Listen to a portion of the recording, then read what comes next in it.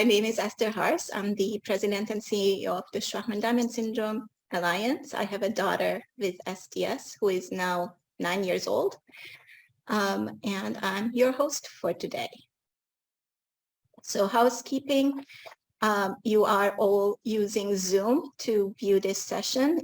The camera and microphone is turned off for all of you and will be made available to the speakers.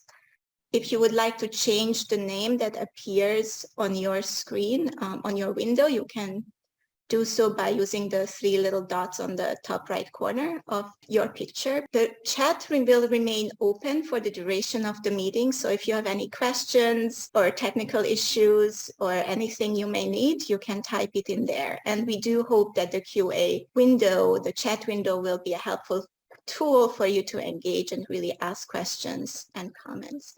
We will monitor the chats and highlight some questions, convey them to the speakers as needed. Please do not offer medical advice and adhere to our community guidelines.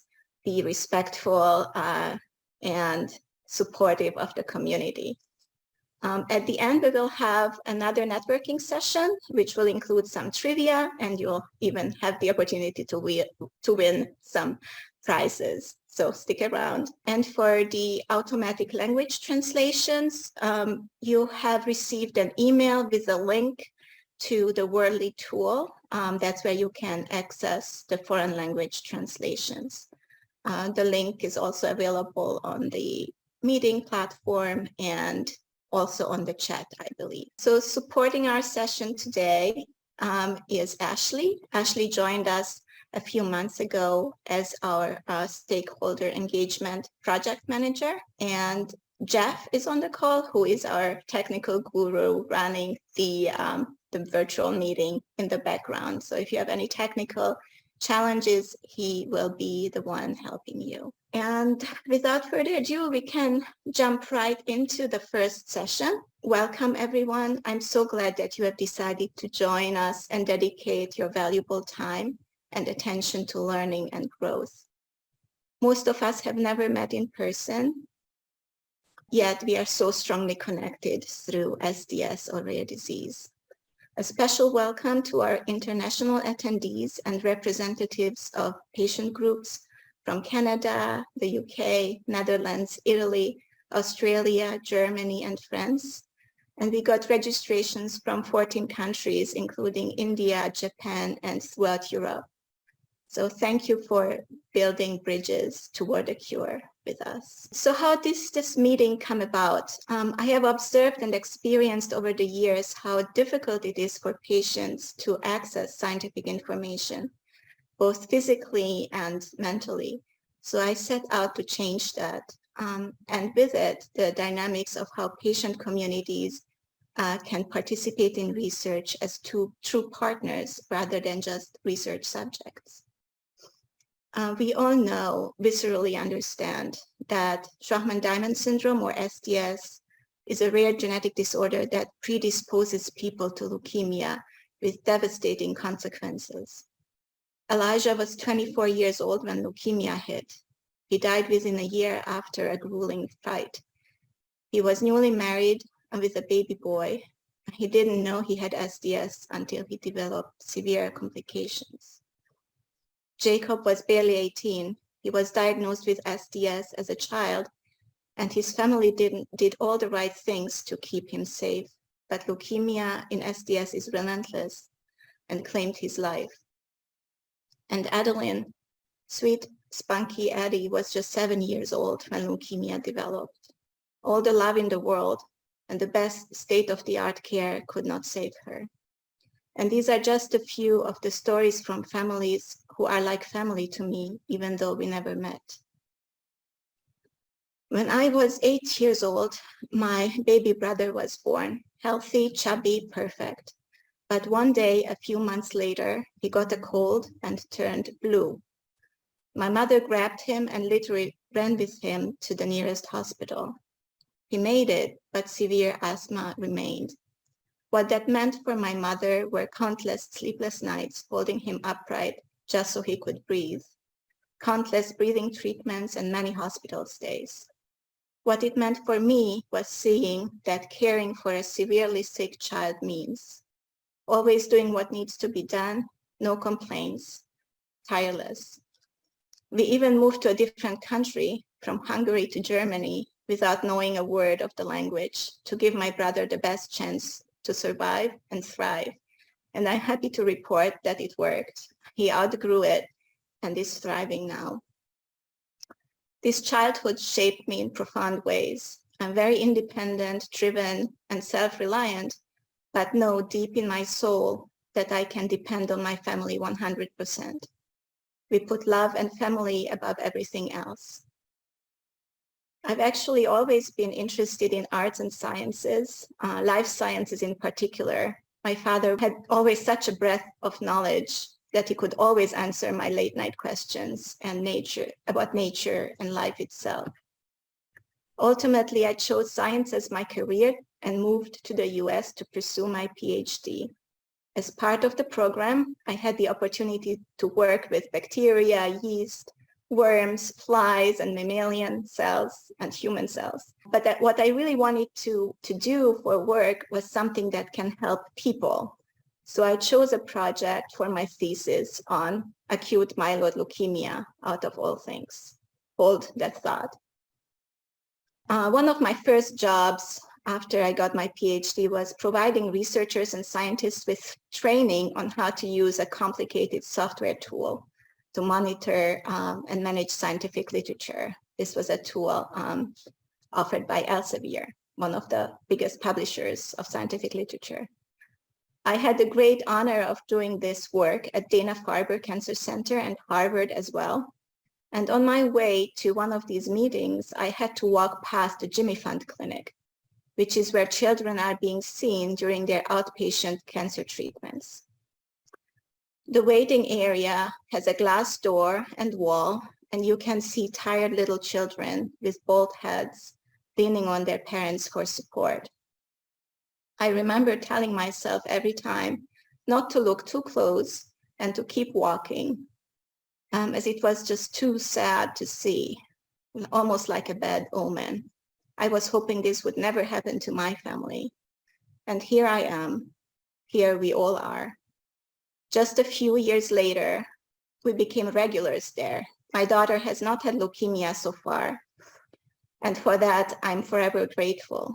But she has Shwachman-Diamond syndrome, which puts her at a high risk, a risk high enough to make us go there every 3 to 4 months for blood work, and at least once a year for a thorough checkup and bone marrow biopsy. It's a weird mix of contrasting feelings for me at any given moment. I'm immensely grateful that she is doing great right now and that we have access to the best medical care. It is a privilege. At the same time, I'm scared, worried about when things might change, when the other shoe might drop. And so when she was diagnosed with SDS now actually over 8 years ago at age 1, and looking the other way was no longer an option, my husband and I started to ask ourselves some really hard questions. One of which was, given that we are scientists and in biotech and personally affected by the disease, what can we do to make a difference? How can we have a real impact on our child's life and that of all people with SDS?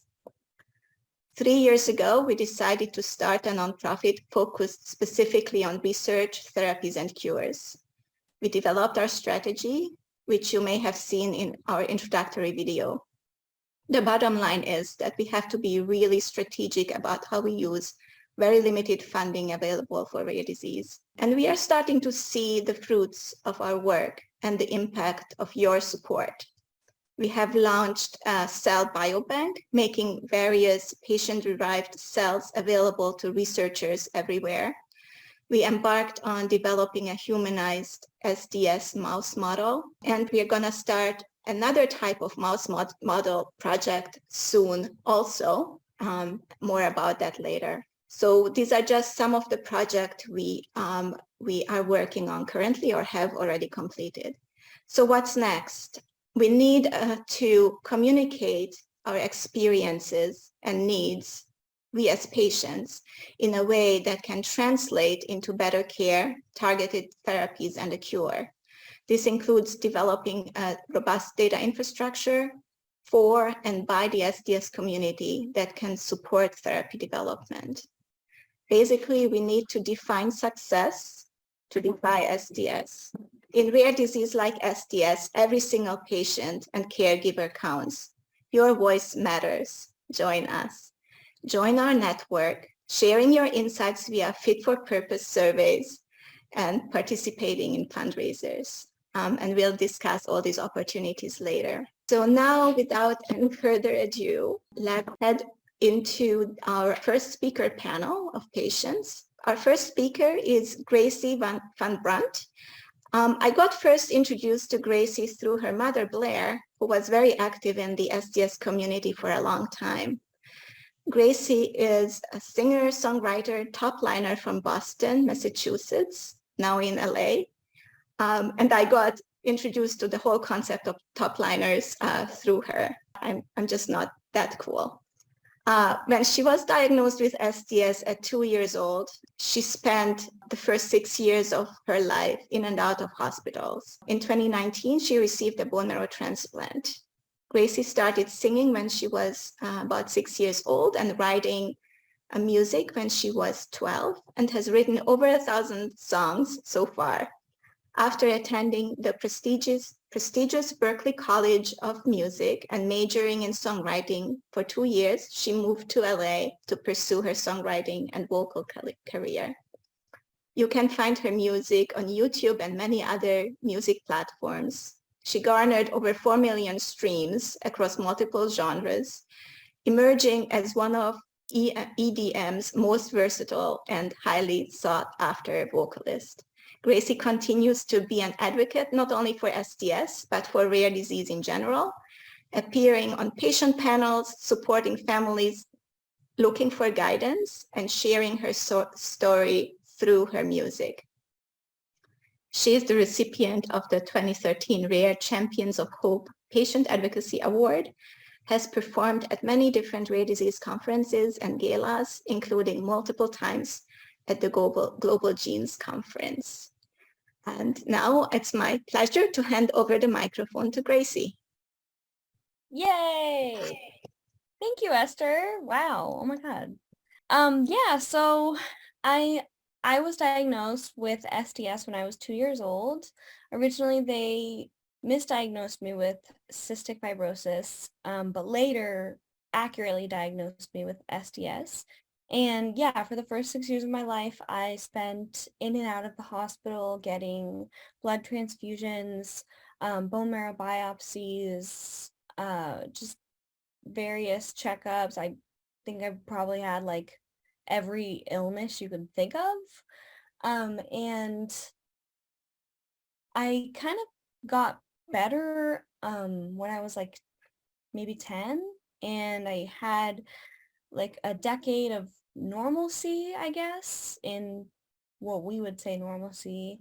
And then in 2017, I got the Epstein-Barr virus, which is a form of mono. And that was kind of the catalyst for my cells shifting and changing. And so in 2019, I got my bone marrow transplant. And my donor was actually my brother, and he was a 100% HLA match, which is very lucky, and I feel very blessed to have him. And so the transplant recovery was a full year in quarantined recovery, and which is crazy because I was supposed to be cleared in June of 2020, but of course we had the pandemic. So I was actually in quarantine for probably around 2.5 years, I would say. So I thought, what am I going to do with my time? How am I going to further my life? How am I going to not let my disease define me? And so I decided to start toplining, which is a form of songwriting, but for electronic music. So It's just the lyrics and melody that you hear on top of an instrumental. So I started toplining when I was in recovery, and I've just kind of been doing that ever since. And I am a professional topliner now. I'm a professional songwriter, and I do a lot of shows. And today was actually a very full circle moment for me because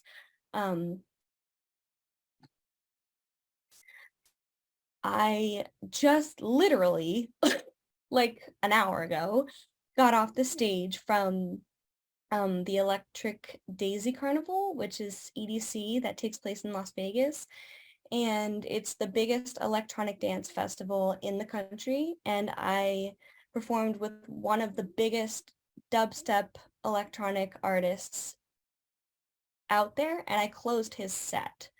So it was a full circle moment for me, because 4 years ago, obviously I couldn't move, you know.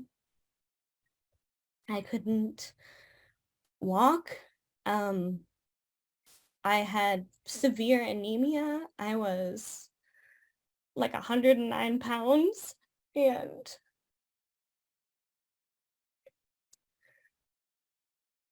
sorry. So this is very full circle, because now I'm on a stage with literally tens of thousands of people in front of me performing a song that I wrote. So it's, I think something to take away from my story is you can't let this take you. You can't let this define you.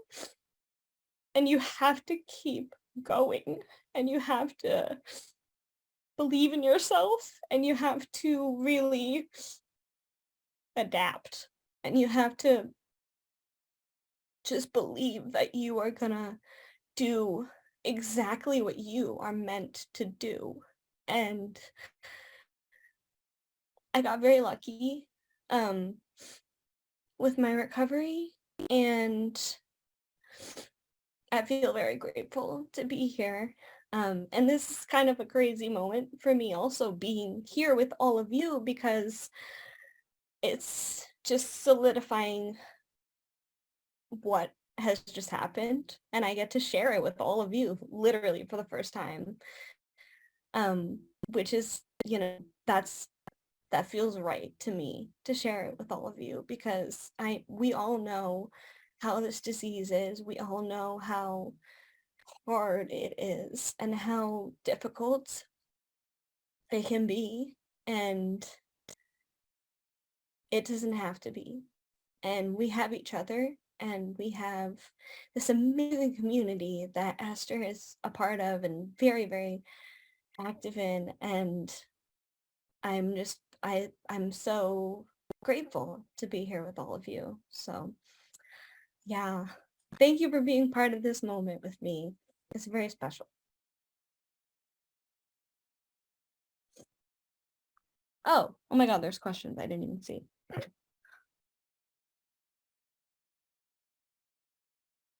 Eszter says, it's such a privilege to witness you, Gracie. Thank you. Laura says, you are very, very brave, Gracie. Thank you for sharing your story with us today. Ashley says, thank you, Gracie, for sharing your story and for being such an inspiration to our community. I can't wait to hear your music. Oh, okay. So actually I have, oh my Lord, I have a video for my performance today that I haven't even seen. So I figured we could just watch it together, and it'll be fun. Okay, let me just share my screen really quick. Good morning. Wow. So I just had an EP come out, and it's called Commencement, and the title track is done with my friend Gracie Van Brunt, and this is her first time at EDC, and she's going to perform this song with me right now for you guys. Good morning. Gracie, I can't hear you. You ready or what?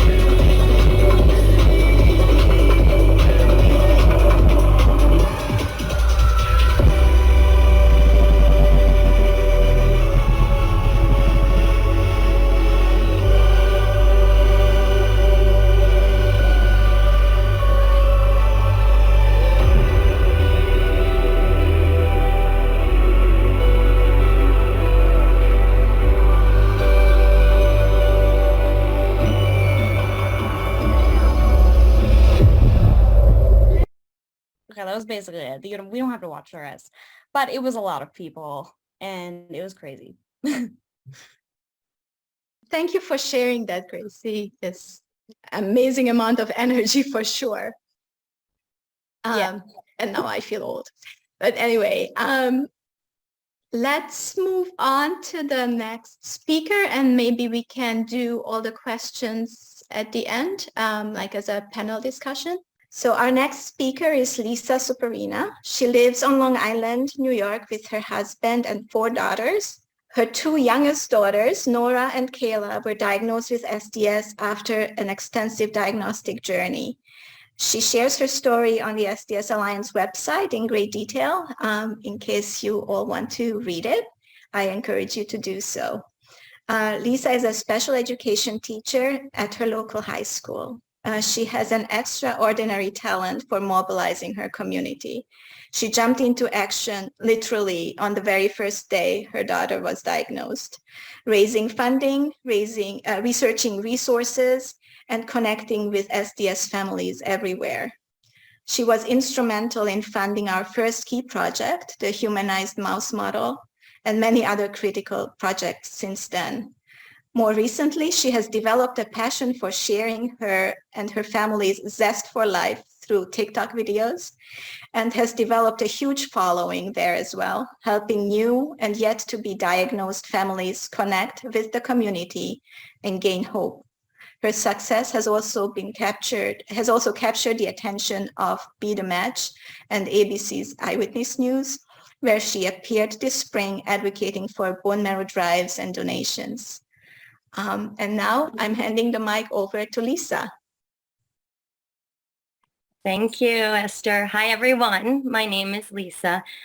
Before I even start talking about myself, I just want to acknowledge how amazing I think Gracie is and what an inspiration she is to all the moms and dads, the parents of children with SDS, knowing that they can have such fulfilling, normal lives one day means everything to us. I'm sure you can all agree with that.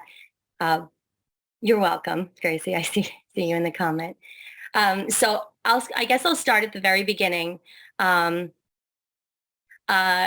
oldest daughter is now 9 years old, Maria.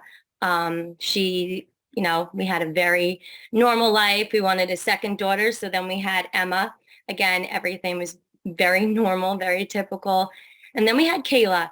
And believe it or not, it was still very normal because Kayla, I guess I could get back to this later, but Kayla is asymptomatic for SDS.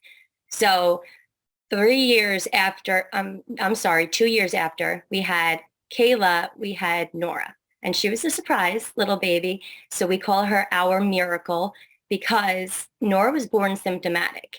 And around 6 months old, she dropped off her growth curve and she was diagnosed failure to thrive. And that's when we began all of the testing. And we discovered that she had a whole lot of stuff going on with her blood. Her liver enzymes were horrible, like crazy elevated. At one point, they were in the thousands. She ended up having a liver biopsy, and that showed, fat and other things going on in her liver. So our doctors automatically said she has liver disease. It's something metabolic or mitochondrial, and they just started testing, mitochondrial panel, a metabolic panel. They did a whole exome, and believe it or not, all of that came back negative. So they were kind of done. They said, maybe she'll grow out of it. Her liver enzymes will come down on their own. Let's just wait and see. And for me, that was not an option because here she was, still failure to thrive. And we had no answers. So I kept pushing. I saw every single specialist under the sun. And then finally, I found a geneticist who listened, and she did the whole genome. And they ended up going back later on because the whole genome found that she had the SBDS mutation, and that's when they diagnosed her with Shwachman-Diamond syndrome. But they said that the whole exome should have picked this up. So my advice to a lot of you, if you are in that diagnostic phase, I don't know if any of you are, is to push for more testing because you never know if a test missed something. Just keep advocating for your children. That's my biggest thing. So then after we got Nora's diagnosis, we were able to start her on Creon, and because they did not recognize pancreatic insufficiency, which kills me, because I really truly believe that if they recognized that she had pancreatic insufficiency sooner, they could have diagnosed this. Yes, sooner, but that's another story. So then, you know, she started on Creon, she started to thrive, her hair started to grow, she started to gain weight. She still has a lot of feeding issues, so she receives feeding therapy. She also receives occupational therapy, physical therapy, everything to help her, you know, get stronger, because it was the first 15 months of her life until we had her diagnosis. So it was a very long time that she was deprived of nutrition and wasn't able to digest food properly. So it was hard for her to grow. So our doctors then told us, you need to test your other 3 children. And I said, but they're healthy, you know, all of them, they don't have issues, they don't have failure to thrive, there can't be anything wrong with them. And they said, just in case, you want to rule it out. So this is another piece of advice to any parents out there who have siblings, not to scare you, but they definitely need to be tested, because they could, like Kayla, have they could have Shwachman-Diamond syndrome, and it could be exclusive to their blood and bone marrow. And if they don't go for regular testing of the blood, it may not be recognized. So a few months later, we got the call, and she said, I have some news. Your 2 oldest daughters are carriers, but Kayla, my now 5-year-old, she also has Shwachman-Diamond syndrome. And I mean, that news hit me so hard, because it wasn't expected. With Nora, we were relieved. You know, we got a diagnosis. We were so happy. We knew what we were up against, and now we can make her better, healthier. But with Kayla, we weren't expecting it, and here she was for the first. This was a year ago, so for the first 4 years of her life, well, 2 years ago now, 3 years of her life, we had no idea, and so she wasn't having bone marrow biopsies. We weren't checking her blood. Thankfully, everything so far has been fine with her biopsies and blood, and she still has never been neutropenic. She does not have pancreatic insufficiency. She does not have any typical symptoms of SDS, yet she's genetically diagnosed. So it's very important that all siblings are tested. And then now, you know, our family motto is we want our girls to be careful, not fearful. So they do everything their sisters do. You know, they go to birthday parties, they go play on the playgrounds, they're going to school. We're just careful. They have a medical plan in place that keeps them healthy in school. And we're just doing everything we can to make sure that they stay healthy. They go for their every 4-month blood work checkups, their once-a-year bone marrow biopsies. Still to this day, Kayla does not need to take any medications or extra vitamins or anything, because everything still comes back normal, but they're monitoring her in case one day she does develop pancreatic insufficiency or she becomes neutropenic, because that is, they said, a possibility. But right now, gratefully, we don't have to worry about that. But yeah, so that's our story. Like Eszter said, I've become very active in getting our message out there that these kids could be happy and live normal lives, because I think that a lot of times what people post on the internet, not to hurt anyone's feelings or make anyone feel sad or depressed, but they share the questions and the problems they have. I think that's just human nature, to go on to Facebook groups and say, my child has this, what can I do to make it better? My child sees this or has this problem or this skin or this eye issue. And when Nora was first diagnosed and I went online, I saw a lot of that. And I didn't see as much like live videos of happy, healthy kids. And I wanted to see that so badly.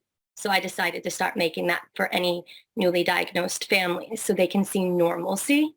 So yeah, so my TikToks and my Instagram account show a lot of normal everyday life, them being silly little 3- and 5-year-olds who fight with each other, who are happy, who play with each other, who go to school, just live very normal lives with the addition of a few extra doctor's appointments. So that's how we look at it. They're happy, healthy kids who have to see the doctor a little more than their other 2 sisters. And that's my story. Oh, it says, hi, Lisa, I follow you on Instagram. Oh, thank you. Thank you. Yeah, what is my Instagram name? If anyone wants to follow me, it's Rare Life Mom. I'll put it in the chat. Rare Life Mom. Yeah, well, thank you so much, Lisa. Oh, you're welcome. Let's hold the discussions to the very end, and let's move on to our next speaker, Julie Martindale. Holds a bachelor's degree in psychology and 2 years advanced training in child welfare. She is the parent of 17-year-old Elijah with SDS, who is determined and loving, and went through a stem cell transplant at age 5. Along with her husband, Mark, they have raised 11 children, many of whom have medical complexities. I've been following her family's awe-inspiring journey for many years now, and the love that radiates from her family is infectious. I feel truly privileged to know her. Julie has worked to assure the children's stories are told and never forgotten. Julie, the floor is yours. Thank you, Esther. When I was a child, I was loud and I talked a lot. That probably explains why my mom so often wanted us to play the quiet game, you know, the old parenting trick that we all fell for at least once. And you know what? I wasn't very good at the game. I was too curious. I wanted to ask and question and think about all the things in the world. That was probably, you know, why I really didn't like that game. I was told that I needed to stop talking all the time. But I had an agenda back then, and it was to live life out loud and in full technicolor. There were so many causes to choose from, and I wanted to fight for one. I didn't know. There was just too much. I wanted to make a difference in the world, but I quieted my voice. After all, I just wanted to be a good girl. My passion was my downfall, I started to think. And so in an effort to please the adults in my life, okay, including the strict nuns who wore the full habit. I mean, black from head to toe with just a part of their face peering over at us. That was obviously an uncomfortable nun uniform they wore. To this day, I really hate wooden rulers. The nuns used a ruler to slap our hands when we were not following the rules. Maybe they were so crabby because they had to wear uncomfortable outfits. And did I mention the shoes they wore? Or maybe it was me. Maybe I was the reason they were so crabby. I learned quickly that I needed to be quiet. I needed to fit in. And so I began to lose my voice. I spent more times trying to please others than I did being who I was designed to be. I had a passion for fighting for the little guys, the underdogs. And that was the beginning of my search for what my mission might be in life. When I entered middle school, I took an art class. The teacher had wild red hair and big round glasses. She did not conform like I had. She was amazing. And as she stood over me, admiring my linoleum tile carving, Mrs. Larson encouraged me to use the talent that she saw in me as a way to express myself. And I did.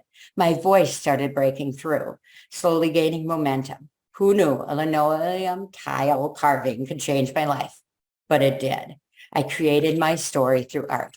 But it was really Mrs. Larson who was magic, who helped me to see that my story was worth telling. We all need a Mrs. Larson.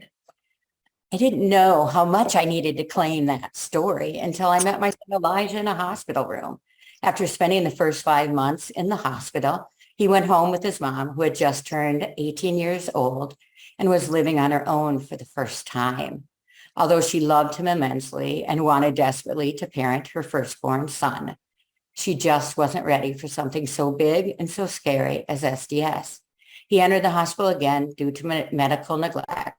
And when the doctors were discharging him for the second time at 8 months old, we were there to pick him up. We knew he was sick. We didn't know how incredibly fragile he was at the time.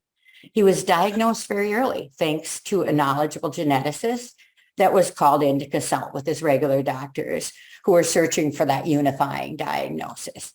He was diagnosed before he was 6 months old. He had Shwachman-Diamond syndrome. It was confirmed. Getting a diagnosis is one of those good and bad things. Good because you now know what you're dealing with, and bad because you now know what you're dealing with. And it was hard for us to absorb it all. We had other kids at home. How would we possibly be able to take on such a future?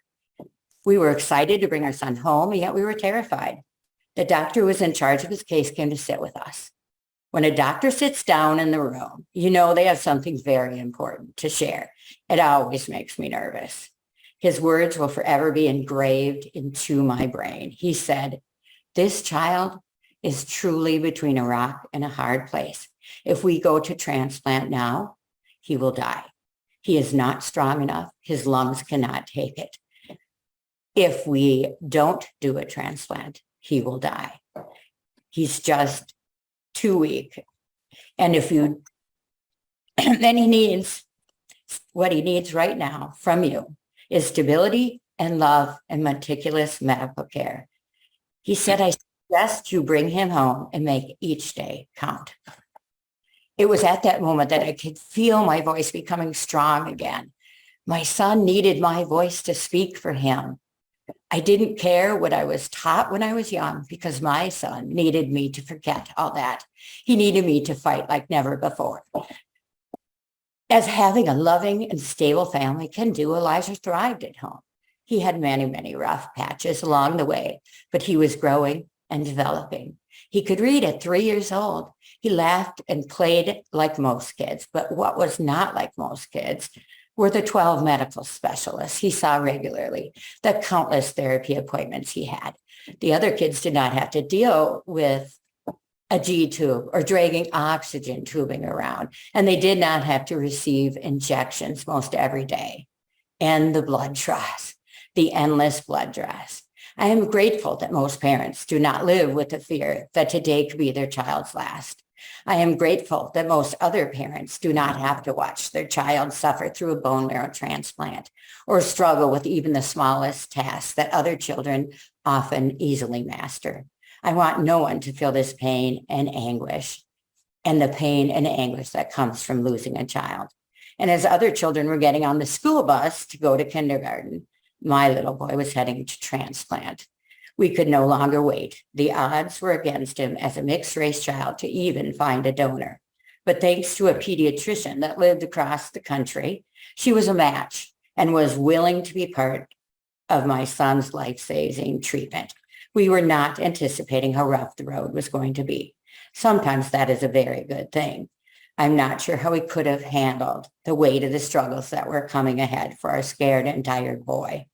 Having a child with SDS and autism created challenges even beyond the other kids on the transplant unit. He screamed if the nurse even tried to measure his height and weight. How was he going to handle the endless blood pressures and the dreaded blood work? But as warriors do, he stepped up to the challenges. Some experiences life cannot be described with words. And when we walked out of the hospital after 4 months post-transplant, promising to buy him a fish for the apartment we were moving into for the next several months, I couldn't find words to describe all the feelings that existed within me at the same time. I definitely had a sudden feeling that the doctors had no idea what they were doing, sending this child home with me. What did I know after all? But I did know one thing. He had survived. He became a new child. He was filled with life. He is a survivor, and he is my hero. We really don't know what the future holds for him. We may remain hopeful, but there is always fear that as SDS could throw us another curveball. It is a life of uncertainty for sure. But for now, we watch our son attending prom, excelling in so many ways, and in preparing to graduate from high school next year. So here we are. We are one of the lucky ones with SDS. But I'm tired of reading the obituaries.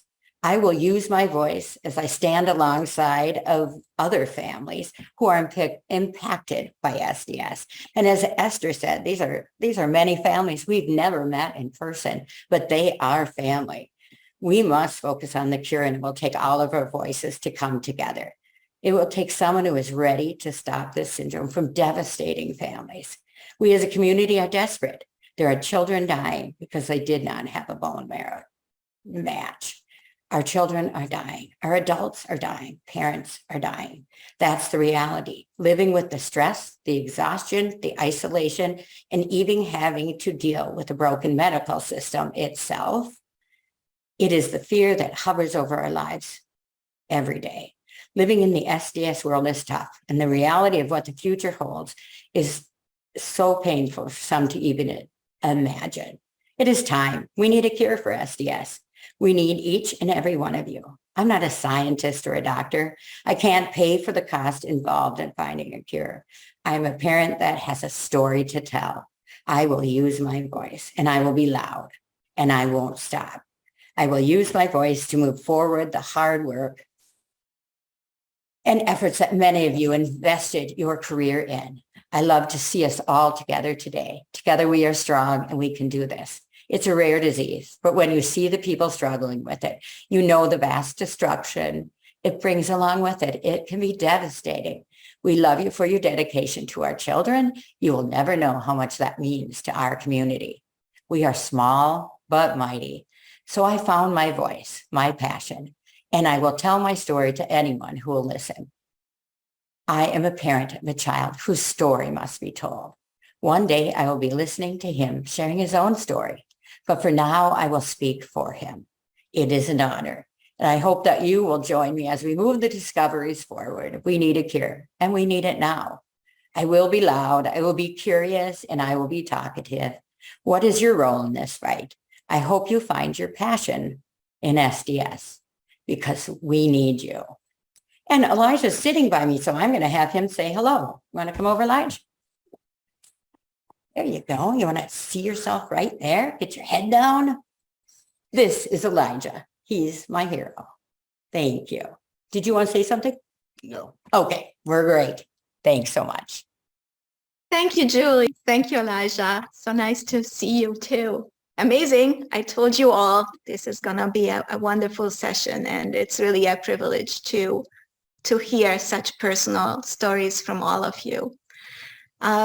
Julie has sent me a few photos that I can just quickly show you from my end, and then we can engage in a discussion. So if you have any questions, submit them now. So that was me. That was me when I was learning to quiet my voice. But then as we move forward, All right. this was the day that Elijah received his bone marrow. This is the day that changed everything for him. And it was amazing. Oh, Heartbreaking picture, heartbreaking picture. yes. Bone marrow transplants are tough stuff. And there he is. He And always, the triumph. yes, here he is. Look at that grin. This is every year we go back to see our people. And he is just amazing. I just love to see his face. And there he is even older as he continued to grow and develop. This kid has goals like you would not believe. I think Gracie might just have, somebody on the stage with him. Who knows? This is our whole family, or most of our whole family. And there's Elijah in the front. And we just love our unique family that's been made up of a whole lot of beautiful kids. And here's Elijah at prom. Here's his prom picture. Is that not the happiest guy you've seen? I mean, it's beautiful. I just love that picture. He has a girlfriend, had a girlfriend for a couple of years, and loves going to prom, loves dressing up, and he looks good. Thank you. He does indeed. If there are no burning questions in the chat, let's just go freestyle and maybe just explore what it means to have a diagnosis versus not having a diagnosis if the symptoms are maybe mild. I imagine it can cause some additional anxiety, but also a lot of benefit in terms of finding the right care and the right specialists when they're needed. Does anybody have any thoughts or insights on this topic that you would like to share? It would be best if you add in the chat who the question is for. All right, so we don't have any additional questions. So I think it's a double-edged sword, but I think overall, from what I heard from most patients I talk to, is that it is beneficial to know despite the additional anxiety, because it really gives families the opportunity to monitor for trouble and be able to intervene early when the outcomes are best. This session is actually scheduled to end in about 3 minutes. So I'm actually just gonna close out this session and inviting you to come back at 12:20 Eastern Time to resume the conference. We'll talk about the Cambridge Congress first, and then head right into a discussion of the science and the various therapeutic targets in SDS. So the next session will start in about 23 minutes, and the lunch break will begin now. Thank you, everybody.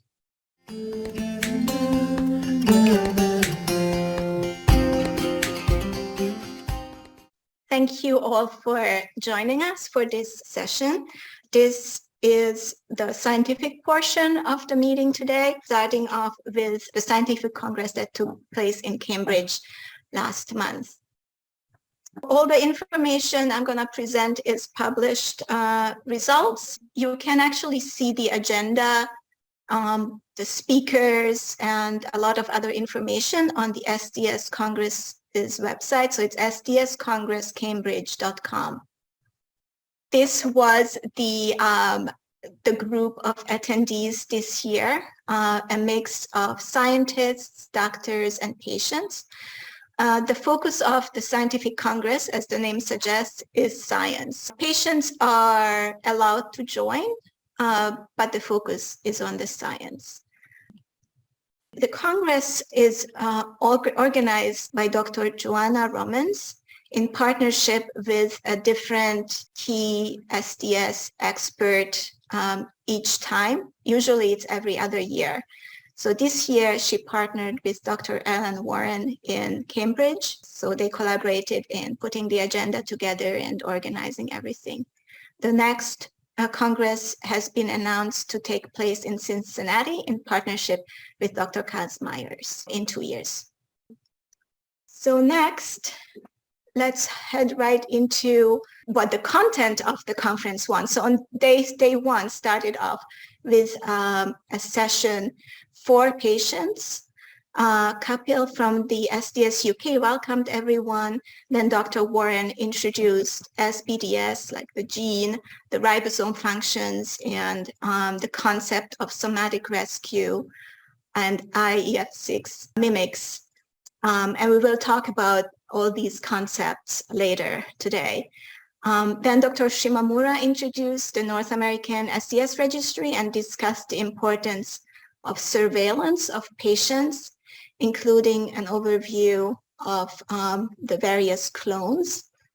The SDS registry has just recently posted 2 new videos summarizing their work and perspective. And it really overlaps with the presentation that she gave at this meeting. So you all can view those recordings on the SDS registry's website. We can also share those links with you later. So the key takeaways were how important surveillance is, and that there is also a scientific publication, a review of their findings now available for the professional communities. Dr. Myers reminded the audience that when we participate in registry, which is so important for research, it's not meant to be a one-time thing. The scientific community really have to monitor changes over time to really gain a deep understanding of how the disease changes over time. Dr. Zeidler, who is running the European branch of the Severe Combined Neutropenia International Registry, also emphasized, along with the patients, this desire of working more closely together with other registries. And an important part would be to develop common data elements. So those would be questions that all the registries ask the same way, so that results can be combined down the road. Another theme that emerged from the discussion is the desire of us patients to get an updated diagnostic guidelines document. So that's a publication in which the experts summarize the latest state-of-the-art information. And now it's over 12 years old, so it would be really great to get an update on that, because it's so helpful for us patients to be able to hand it to our doctors who may not be very familiar with SDS and really get credible and well-respected opinions on all things SDS. So the next session on the same day was a keynote address by Dr. Joanna Romans. She remembered Dr. Peter Dury, who has been also very influential in the SDS field and has passed away a few years ago. She talked about the genetics of SDS, the early mouse models, and the future, which we will also cover in our targets session in just a little bit. Later in that session, a researcher from Dr. Warren's lab talked about the challenges and progress in making high-resolution models of the ribosome and associated proteins. And you can think of it as just having a blurry picture of what the three-dimensional structure of the ribosome looks like. And with advanced techniques and additional work, that blurry picture can be made more and more clear over time. And the clearer the 3D structure we can model, the better we will be, or rather the scientists will be able to find potential small molecule drugs that fit into that 3D structure and do what we want it to do, which is overcome the SDS-associated mutations. After that, Dr. Campbell from Cambridge talked about clonal hematopoiesis, but not just in the context of SDS, but as a phenomenon as a whole. So everybody who is aging, which is all of us, experiences clonal hematopoiesis, and they're usually not harmful, but it is associated with aging. And he contrasted that with how things are different in patients who have an inherited bone marrow failure syndrome. And finally, Dr. Cesaro talked about the statistics, some statistics from the Italian SDS registry and some recent work that they have published summarizing international insights into bone marrow transplant outcomes and recommendations for surveillance. And that summary, that review article is available online. It's a scientific article, but Dr. Cesaro has been kind enough to provide a lay summary for us a few months ago, which we published in our snapshots blog on our website. So again, I'll be happy to link to that in a follow-up email if you would like to read it. Next was a poster session. Researchers from all over the world presented their results. For example, Dr. Steinberg-Schemer from Israel and Dr. Zeidler from Germany, as well as Dr. Ko from Cincinnati. Leave it at that, just in interest of time. The next session was about ribosome structure and biogenesis. So this session was very, very technical, talking about the details of what the ribosome does and what the other proteins associated with it do. And again, just those fine-tuning our understanding of what's happening on the molecular level in SDS is necessary to be able to design therapeutic strategies in the future. The next session was about ribosome failures and how they impact other organs. It was, again, a very detailed and technical session.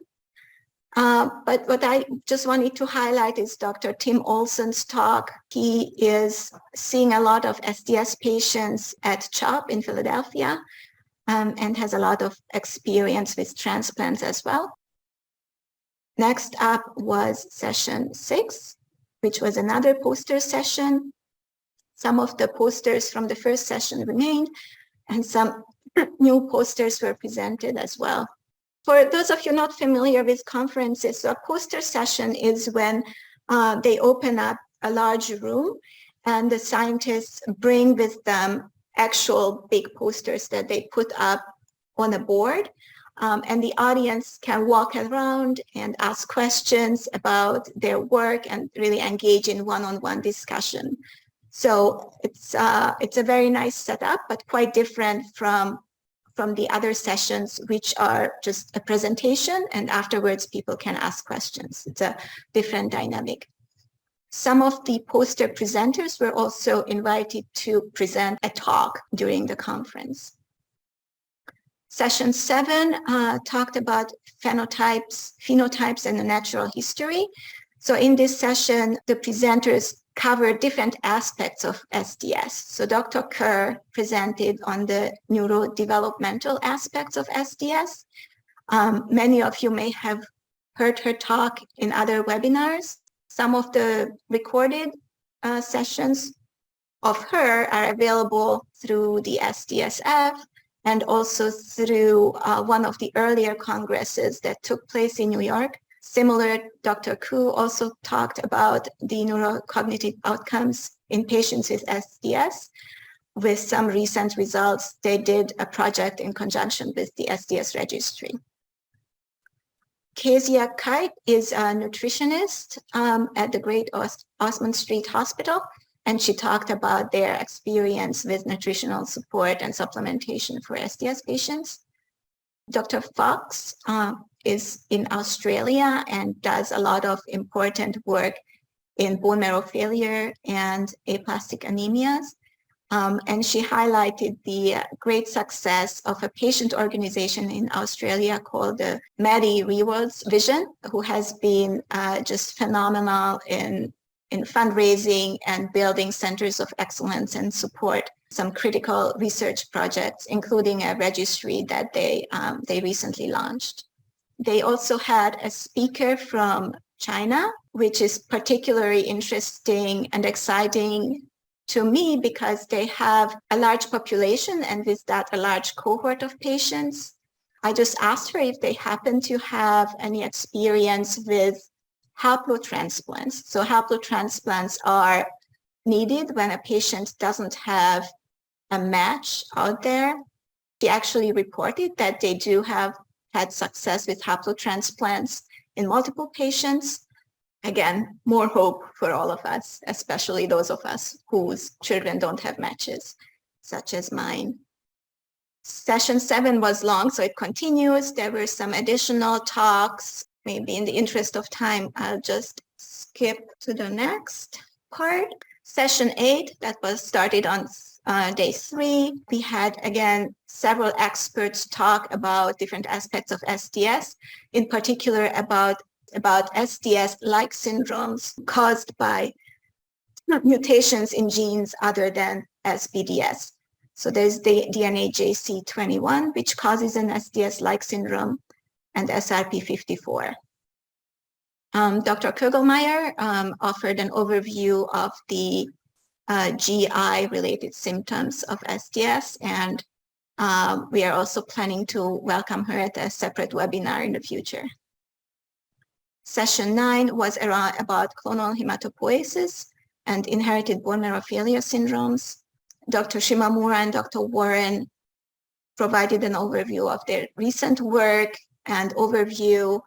Many of these topics were already covered in other sessions, especially targeted for patients.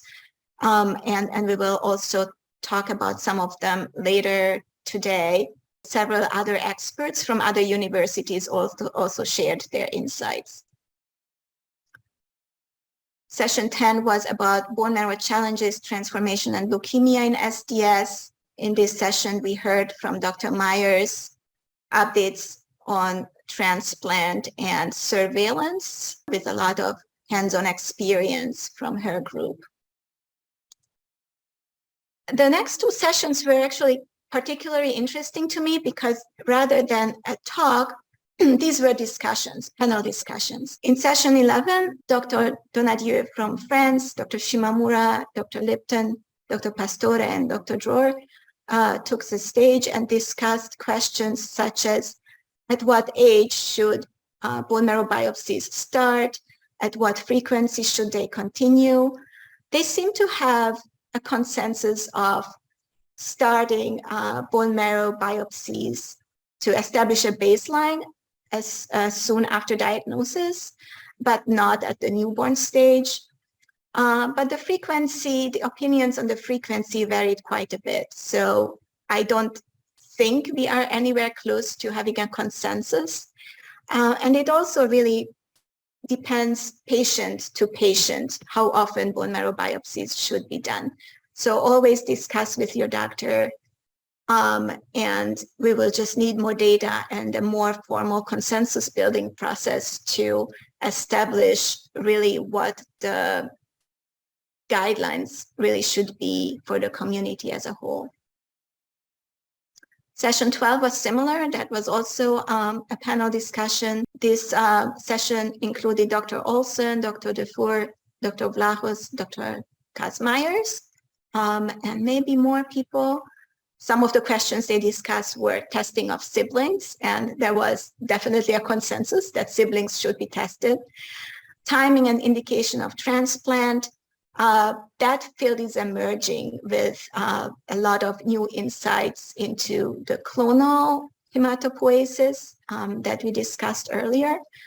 And the more data we can gather, the faster we will have a really more definitive guidelines on who should go through transplant and when. Dr. Warren also suggested that the experts should form an international tumor board. A tumor board is basically where a group of experts gather and they receive and discuss cases they received from other physicians and are then able to offer expert advice.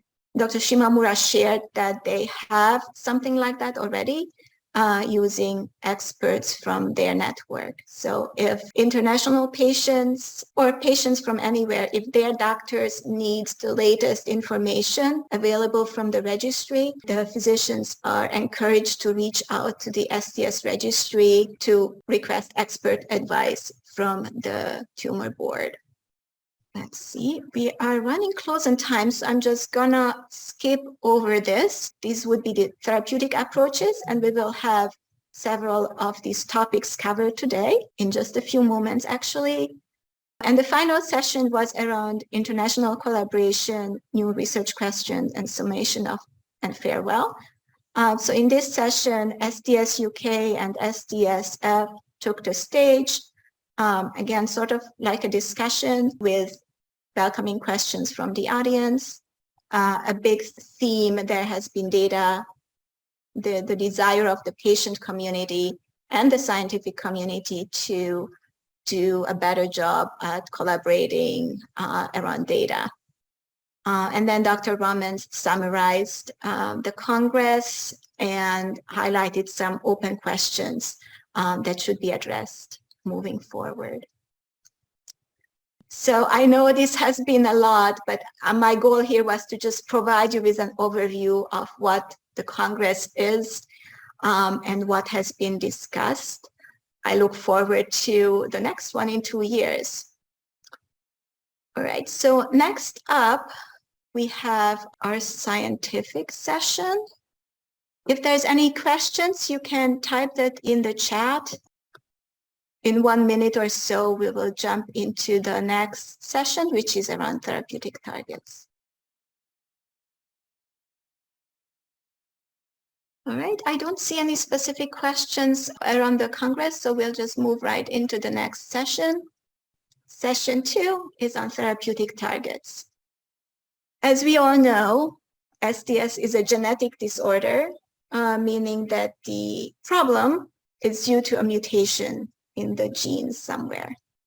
Okay, so this is a representation of a cell in a human. Our bodies are made of millions and millions of cells, and each cell has a nucleus. And in the nucleus is where all our genome, all our DNA is stored.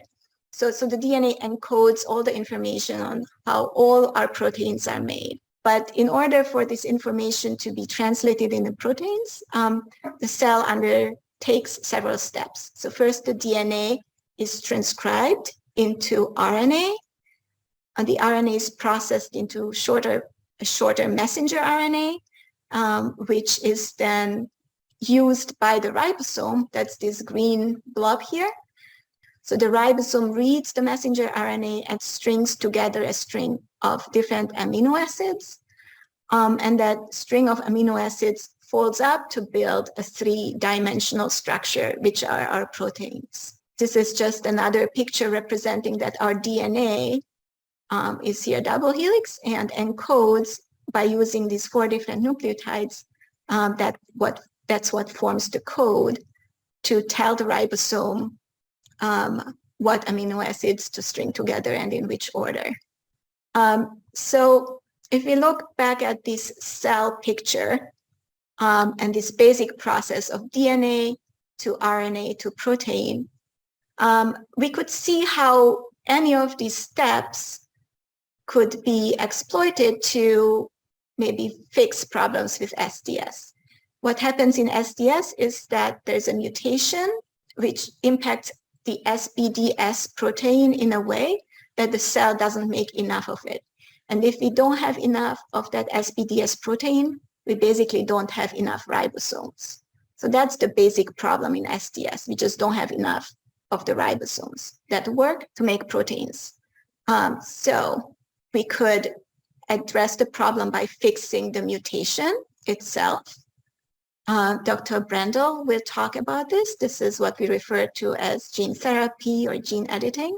So there's different techniques that could work for this. We could also address the problem with the RNA, like how easily the ribosome can read the RNA or can read through problematic spots, or whether there's things we could do to just increase the frequency in which the ribosome can read the RNA, that sort of thing. Dr. Bezzerri will talk about some of these approaches related to RNA, either targeting RNA or using RNA molecules. And then thirdly, the third part that could be exploited for therapies is the ribosome itself. So as mentioned, the problem is that we don't have enough ribosomes.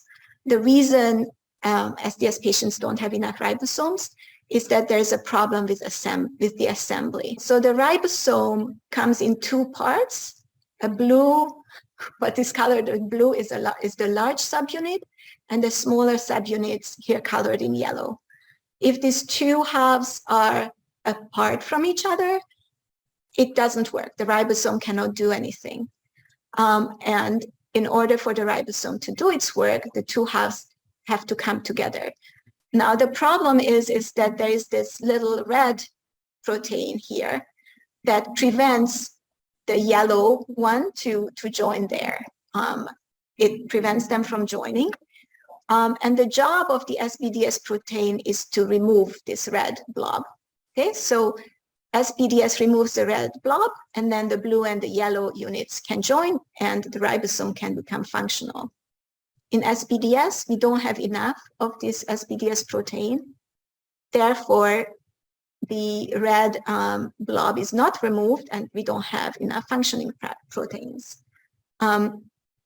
So the third talk in this session will talk about what we could do about this particular problem directly at the protein level. So that will be around the small molecules that Dr. Warren is working on.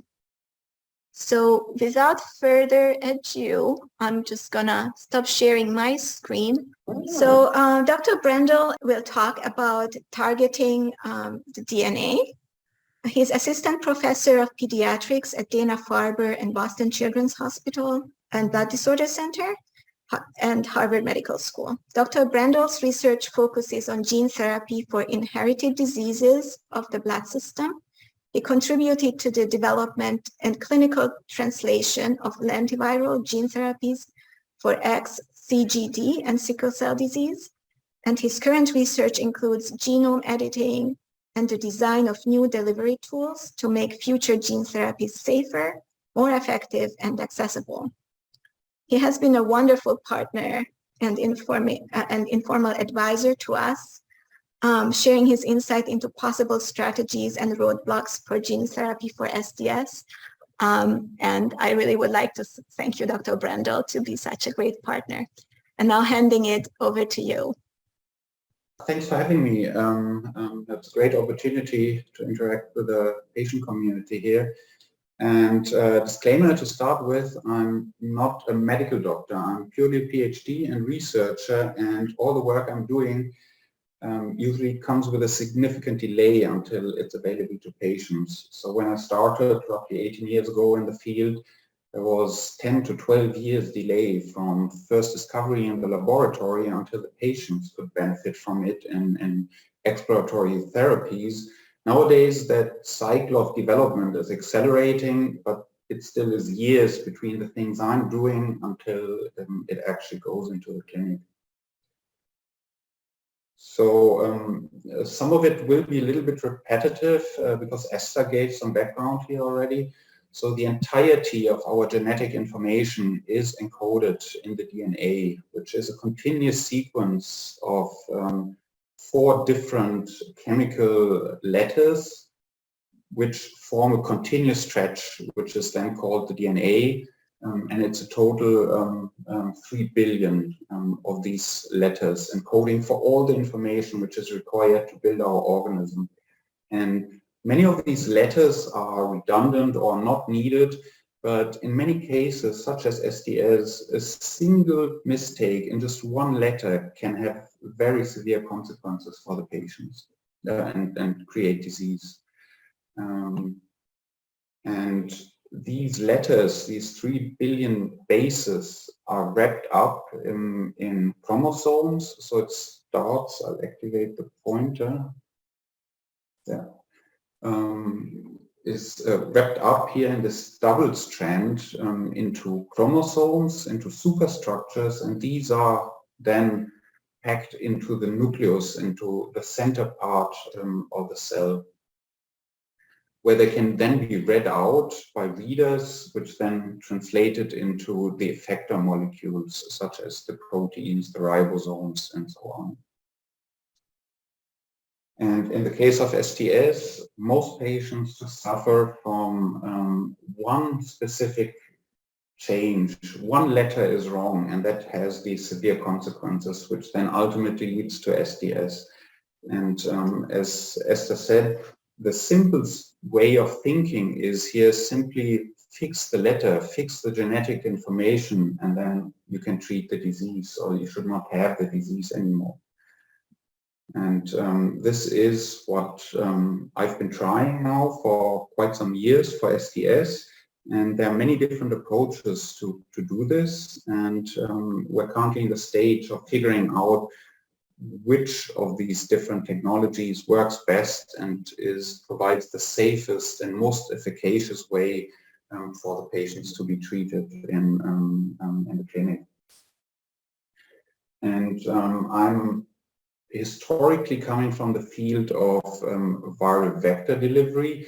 Instead of repairing the mutation, there's this viral vector gene therapy where you simply deliver an entire gene into the cells, and so gene addition it is in this case. So it comes on top to the DNA sequence which is encoded in our nucleus anyway. You introduce a foreign piece of DNA using retroviral vectors, which have evolved to inject their DNA into the target cells.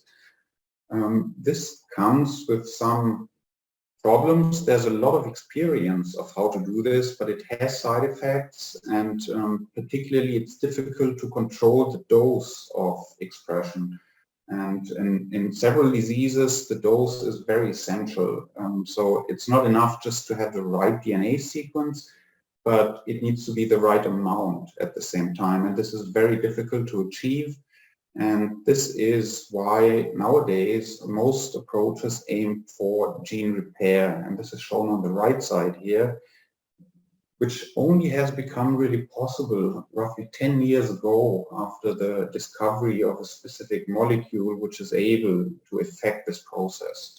And there are yet again different ways of using this molecule, which is CRISPR. I'll come to that in a moment, to repair this mutation, which uses different mechanisms, which is shown here, like homologous directed repair or non-homologous end joining. But what is more relevant, I think, for Shwachman-Diamond is a newer technology which is called base editing, where a single nucleotide, in this case the mutated nucleotide, is very specifically corrected inside the cell. And more recently, yet a new technology, which is somewhat similar to base editing, has been developed, which is, I'm not going to talk about this because I think this is the approach I'm taking here, and is, I think, the best way probably in the midterm to fix the mutation in, for Shwachman-Diamond disease. So it's called base editing. And I'll show an example here. The molecule which has enabled genome editing and was discovered and described roughly 10 years ago, and the person who discovered it, Jennifer Doudna, has received the Nobel Prize for that, is called CRISPR. It's an acronym for a very bulky name, but in the end what this molecule has enabled is that it's extremely efficient and specific in scanning these our entire genome, these 3 billion base pairs, and find exactly the location where it needs to be active. And that has not been possible until then. So all these new genome editing technologies which fix the mutation are based somehow on this CRISPR molecule. And newer developments add additional enzymes, so molecules which modify the DNA are simply glued to this CRISPR nuclease and can then affect the specific conversion of one specific nucleotide into another.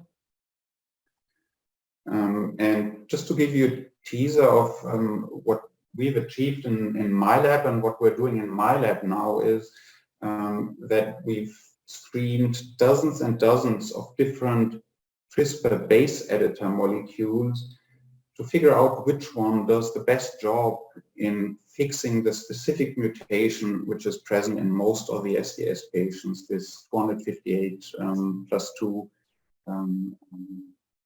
D2C mutation.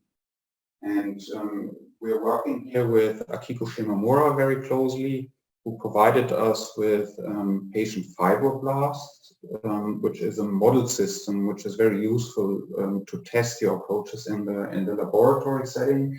And here we've developed or screened this entire panel of available base editors and identified the best one, which is at the most efficient to start with. So we achieve here in fibroblasts, we achieve roughly 30% of gene correction, and quite importantly, it's also specific. So it doesn't do anything which it is not supposed to do, which is another consideration, obviously, because at the same time, there is a chance that it does not only change the specific nucleotide you want to change, but it also does things which you do not want to change. And this is where we currently are.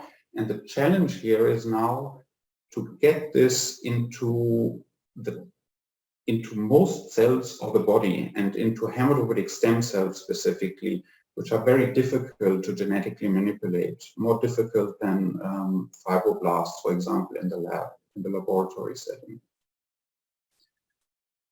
And I just returned from a gene therapy meeting this morning early, and one thing or one development which I think is very interesting for the community is how the therapy would really look like then for the patients. Because up to now, all this genetic modification requires bone marrow transplantation. In this case, or stem cell transplantation, for gene therapy, it is envisioned to be an autologous therapy. So the stem cells will need to be isolated from the patients themselves via mobilization agent that happens. They are isolated from the peripheral blood, and then they are genetically modified in cell culture, and so outside the body, using different technologies, either these viral vectors which I mentioned, or usually it's electroporation, where these CRISPR complexes are injected into the cells by an electropulse, and the corrected cells are then reinfused into the patient. And this is associated with quite some risks. It's very expensive at the same time, and there's a whole new development in the field which is aiming to take away these disadvantages and develop something which can be done inside the body, so that the cells do not need to come out of the body, and make the things a whole lot easier. And this is called in vivo gene transfer. And this is also something my lab is working on, and this is where the field is moving. So as I said, it's going to be 5 or 10 years delay until this will actually be available to patients, but I'm certain it will come. And the idea here is that the genome modifying agent is simply loaded into a syringe and will be injected intravenously to correct the mutation in as many cells of the body as possible in the case of SDS. And it will address many of the disadvantages and risks which are currently associated with gene therapy. So this is something to look out for, I think, for the patient community. And obviously I'm not working in isolation. The person who did most of the lab in my laboratory is or Nesta, we call him. It's here, a Chinese person. And I'm closely working with Akiko Shimamura and Daniel Bauer to push these developments forward and hope to ultimately develop a therapy. And that is the end of my presentation. Thank you. Thank you, Christian. Mm-hmm. If there are very specific questions for Dr. Brendel, please type them in the chat. We can either address them right now or at the end of this session. And I'm monitoring the chat. I haven't seen any specific questions yet. Just one question earlier, not about this, but I wanted to clarify that today's sessions are mostly around research and science. And not the clinical care, but we are planning to do separate webinars in the future addressing specific clinical topics. Next, let's move on to the next speaker, who will focus on RNA. So I would like to welcome Dr. Valentino Bezzerri to the meeting. He's the principal investigator at Cystic Fibrosis Center in Azienda Ospedaliera Universitaria Integrata de Verona. Was that good? Yes. His research interest is mainly focused on the molecular mechanisms underlying the pathogenesis of inherited bone marrow failure syndromes, such as SDS, specifically in regards to SDS. In addition, his group is investigating the effects of PTC read-through inducer drugs, such as ataluren, and I'm sure we will learn about this in a little bit, on the restoration of nonsense mutated SBDS gene expression and function. I first got introduced to Dr. Bezzerri through his numerous publications on this topic, and later through the EU-NED Inocron project, which is an EU-sponsored project to advance the management and treatment of neutropenias, where he is spearheading the online discussion groups by the young research community. Thank you for your dedication to SDS research, Dr. Bezzerri. The floor is yours. So, hello everyone. I would like first to thank again Eszter and all the organizers for this kind invitation. Let me summarize how gene expression works. DNA is our genetic code, as Eszter said before, where each gene encodes a specific protein. DNA is then transcribed by an enzyme termed RNA polymerase, generating a second code, namely messenger RNA. And this is translated in proteins within the ribosomes that are small organelles mainly containing the endoplasmic reticulum of eukaryotic cells. If DNA is mutated, the code may be partially or totally disrupted, so generating mutated RNA and non-functional proteins, of course. These abnormal proteins may promote diseases because of their abnormal bioactivity. And if we look at the already discovered SPDS gene, mutations that cause SDS, we can see that more than 90% of patients carry a specific mutation, namely the 258+2TC mutation, which is a splicing mutation, and we will see how does it mean. In addition, more than half of SDS patients carry a second mutation on the other SDS allele, termed the 183-184-TACT nonsense mutation. In fact, being an autosomal recessive disease, SDS requires biallelic mutation in SPDS gene. That means that all the 2 copies of this gene are mutated. Well, the 258+2TC splicing mutation has been defined as a splicing mutation. That means that this genetic variant disrupts a splicing sites of SBDS. And in the next slides, we will see what a splicing site is in details. But at the present time, we have to keep in mind just that this is a splicing mutation. On the other hand, the 183-184-TACT variant is a nonsense mutation. That means that the genetic code is prematurely stopped. Again, we will see later what it means in simple words. Splicing is a process of maturation of the messenger RNA. In other words, the nascent RNA generated by transcription of DNA is then processed by removing the intronic regions and maintaining only the exon regions. However, some mutations, including our 258+2TC splicing mutation in SPDS, may alter this process, leading to a generation of aberrant splicing with loss of one or more exon regions. In that case, in our particular case, for SPDS mutation, exon 2 is lost, for example. And this leads to a smaller and altered protein, which is generally unfunctional. If we look at what happens in SPDS carrying the 258+T2C mutation, we can observe that this mutation leads to generation of 4 different transcript isoforms with different molecular weights.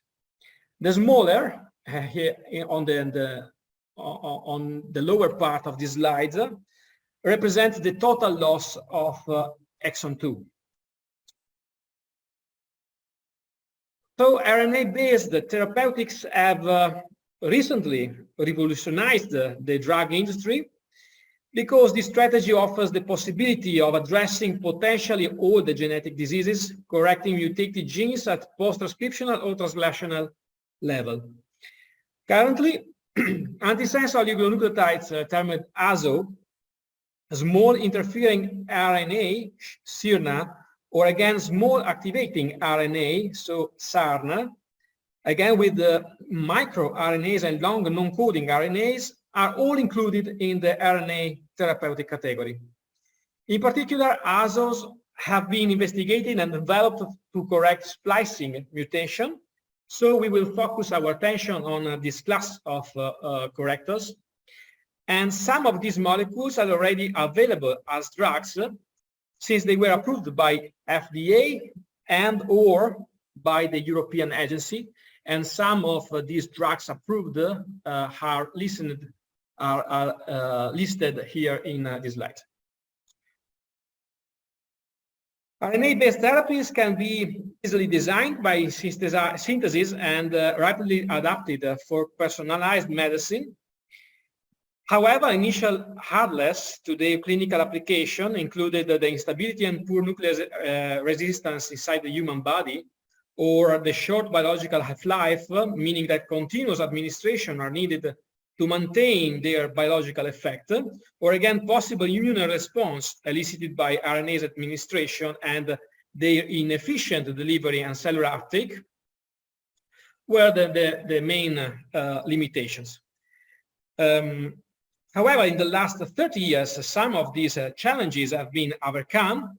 For example, chemical modification on the nucleotide bases or on the backbone of the RNA have improved their stabilities and the pharmacokinetic properties, and development of nanoparticles on conjugates improved delivery issues and cellular uptake. Thus, summarizing, we can modify genetic defect at the DNA level, for example, using CRISPR-Cas9 technology, as brilliantly explained by Dr. Brendel. This acts as a molecular scissor, cutting the altered DNA and restoring the genetic defect directly within the DNA. Or again at the RNA level, using antisense oligonucleotides or short interference RNA, microRNA, and so on. Or finally, at protein level, using, for instance, aptamers. Aptamers are short single-stranded nucleic acids that can act by binding the proteins due to their tertiary structures, mimicking antibodies, but with considerable advantages in terms of size, structural flexibility, superior target recognitions, for example, and easier synthesis. So, looking at the current RNA therapeutic approaches for clinical use, we can find antisense oligonucleotides, one aptamer, several short interference RNAs, and some correctors of splicing mutation as well, that are already approved for Duchenne muscular dystrophy. Here is represented as DMD. So, given all these premises, we recently tested the effect of RNA-based therapies on SBDS splicing mutation in SDS models carrying the 258 plus 2TC mutation. And in particular, we used a corrector of the spliceosome termed the U1SN RNA because this molecule was already developed in Ferrara University in Italy by our collaborators with great efficacy on other diseases, and then several antisense oligonucleotides. However, all the tested molecules showed poor in vitro results in terms of mRNA correction, restoring almost 8 to 10% of the correctly spliced transcripts with the best antisense oligonucleotide tested. Nevertheless, these results may serve as a proof of concept for future improvements in this field, suggesting that the correction of splicing mutation is feasible in SDS, even though this method must be improved in future. On the other hand, we recently achieved more encouraging results with the molecules designed for correcting the nonsense mutation, in particular the 183, 184 TACT in SBDS. Nonsense mutation normally generate premature termination codon, here represented as PTC, which induces premature termination of protein synthesis, thus generating a truncated unfunctional protein. Another process triggered by nonsense mutation in the nonsense-mediated decay of mutated messenger RNA. The mutated RNA is potentially dangerous for the cells, and therefore an endogenous system that erases this potential RNA, dangerous RNA exists. And this process is mainly regulated by two specific proteins termed UPF1 and SMG1, together with a complex of proteins. It has been discovered that an endogenous eukaryotic cellular process termed translational read-through is able to override the premature termination codon generated by the nonsense mutation. How does it work? It substitutes a neocognate tRNA in place of the termination complex ERF1, ERF3 recruitment, allowing the elongation of the polypeptide chain generating a full-length protein. However, this process is quite rare, taking place in almost 0.01% of total translational events. And in the last 2 decades, a plethora of translational read-through inducing drugs have been developed and tested both at preclinical and clinical levels.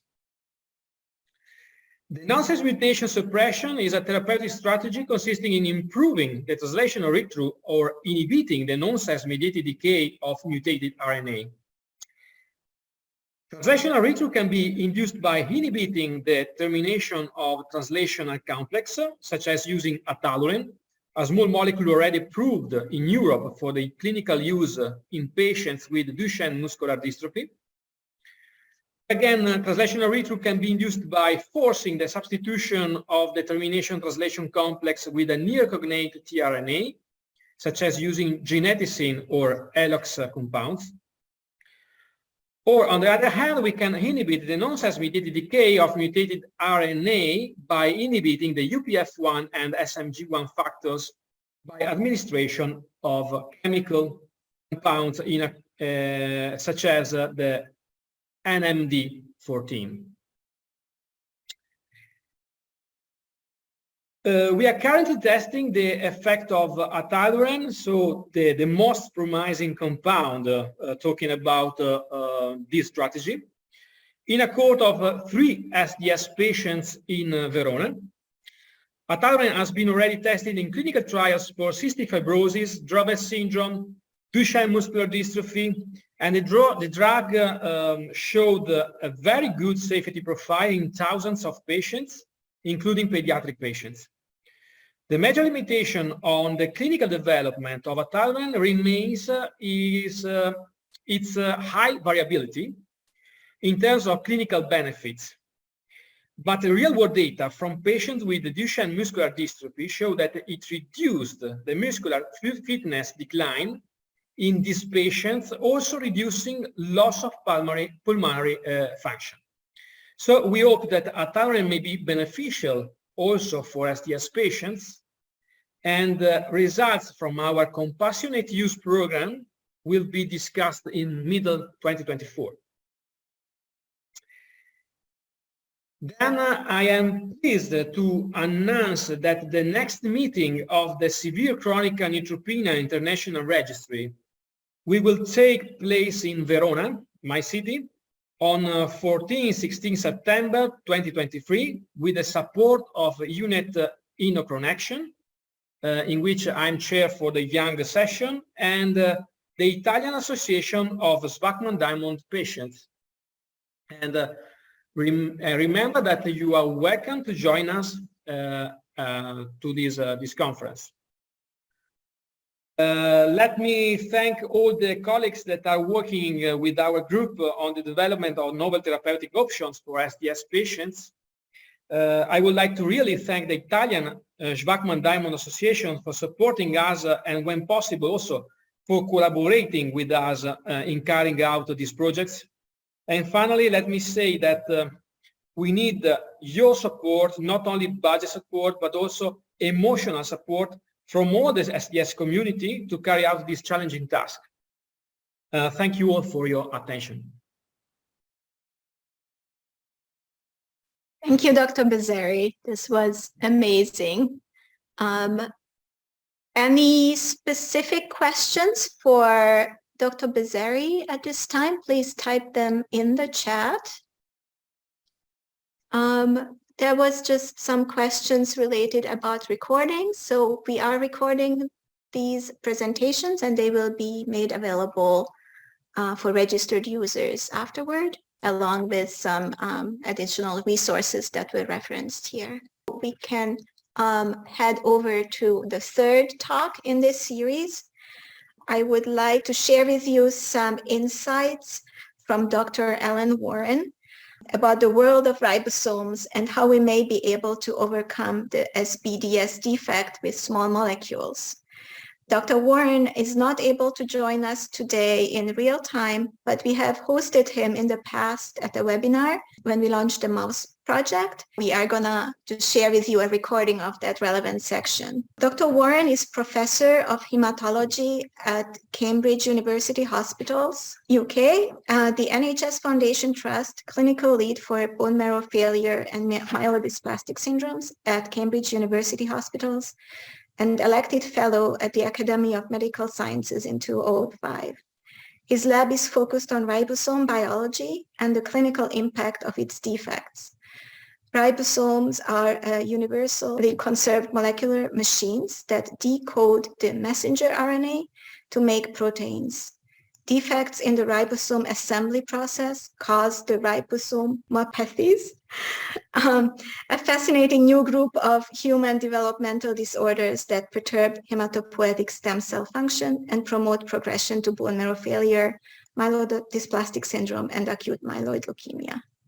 Professor Warren's lab discovered that the defective assembly of ribosomes, the machines in all our cells that make proteins, cause Shwachman-Diamond syndrome.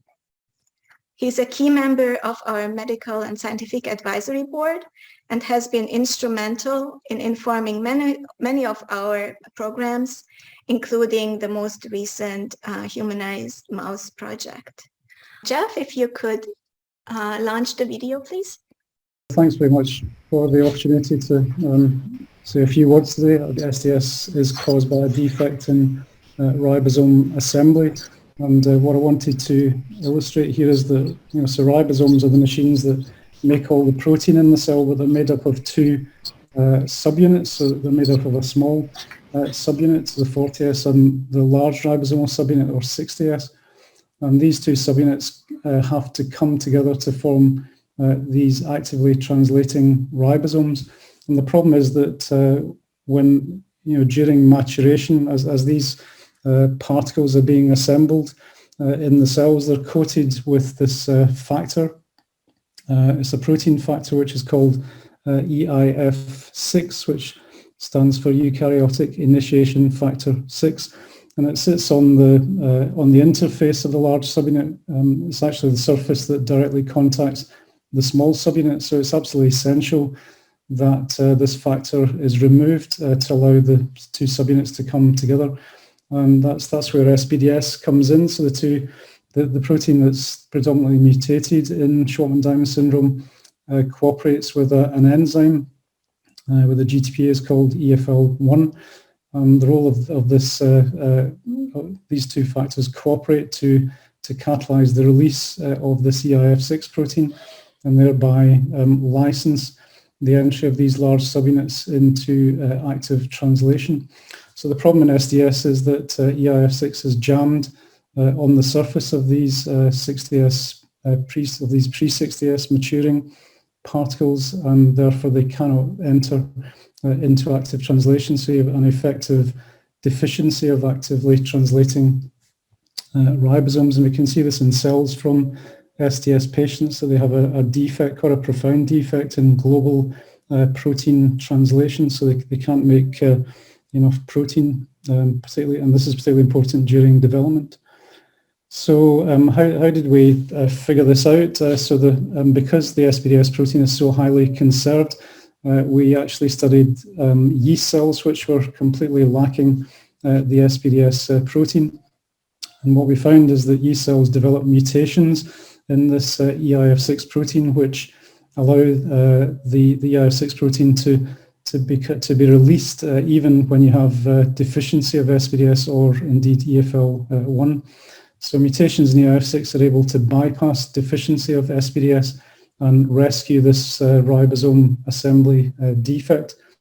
I'll just illustrate, so we've been trying to characterize in a bit more detail exactly how SBS and EFL1 work together to release this EIF6 protein. And we've used a technique called cryo-electron microscopy, which allows us to visualize. This is the EFL1 protein together with SBS on the surface of the ribosome, and the particle in yellow is EIF6. So the enzyme, the EFL1 enzyme, directly interacts with EIF6, and through a sort of a change in the shape of the protein, it drives release of EIF6, but only in the presence of the SBS protein. And we've put together this movie based on our cryo-EM data, and this illustrates the arrival of the GTPase enzyme. The SBS protein swivels on the surface of the ribosome, and then the enzyme promotes release of this EIF6 protein and competes for an overlapping binding site. So SBS and EFL1 cooperate to drive release of EIF6, and in the absence, or if you have deficiency of SBS or EFL1, mutations in EIF6 that reduce its ability to bind to the ribosome, so they're able to bypass the deficiency of SBS. So this summarizes what we found in yeast all those years ago. So we identified 26 different amino acids, so different side chains on this protein, which were mutated and could bypass the absence of SBS in a yeast cell. And what we were able to see is that all of these mutations lie on one face of this protein. It turns out that's the face that binds the ribosome. So the question that we have addressed more recently in collaboration with Patrick Reevy in Paris is the same thing true in human bone marrow cells, so in cells from patients with SDS? Might they also develop these EIF6 mutations which allow the cells to bypass this ribosome deficiency? And it turns out that is indeed the case. So it turns out that patients with Shwachman-Diamond syndrome frequently carry a whole range of mutations in EIF6. So these range from missense mutations. Patients can delete the entire EIF6 gene as part of this 20q deletion. And we also found a patient with a reciprocal translocation in EIF6, which specifically takes out the function of this EIF6 protein.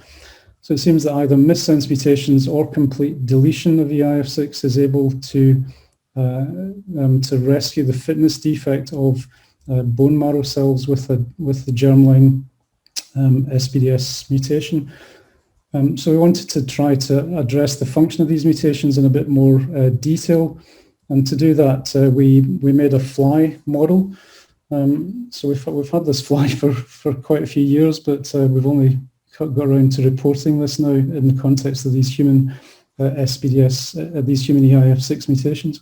So this is the most, it's the most prevalent EIF6 mutation in patients with SDS. It's an asparagine to serine mutation, and this is a close-up showing that the asparagine actually directly contacts the ribosome. So there's a set of hydrogen bonds here, and what happens as a result of the mutation is that you lose this contact, and the EIF6 it binds less stably to the surface of the ribosome. So these are normal flies here, and they develop into these things that these normal fruit flies, after about 11 days, whereas our SBDS deficient flies is lethal quite early on in development. This is the third instar stage, and these are hypomorphic. This term again, so they're not completely deficient in SBDS. They're hypomorphs. So it sort of faithfully mimics what we see in patients with SDS, and it's quite striking. The function of the SBDS protein is so highly conserved in evolution that we can take the human SBDS protein and we can completely rescue the fly. So the human SBDS function is conserved in Drosophila. So we asked what happens if we put one of these mutations that we find in the patients into the fly. So we've added back the EIF6 carrying this N106S mutation. And what you can see here is that we're able to completely, fully and completely rescue the development of these SBS deficient flies.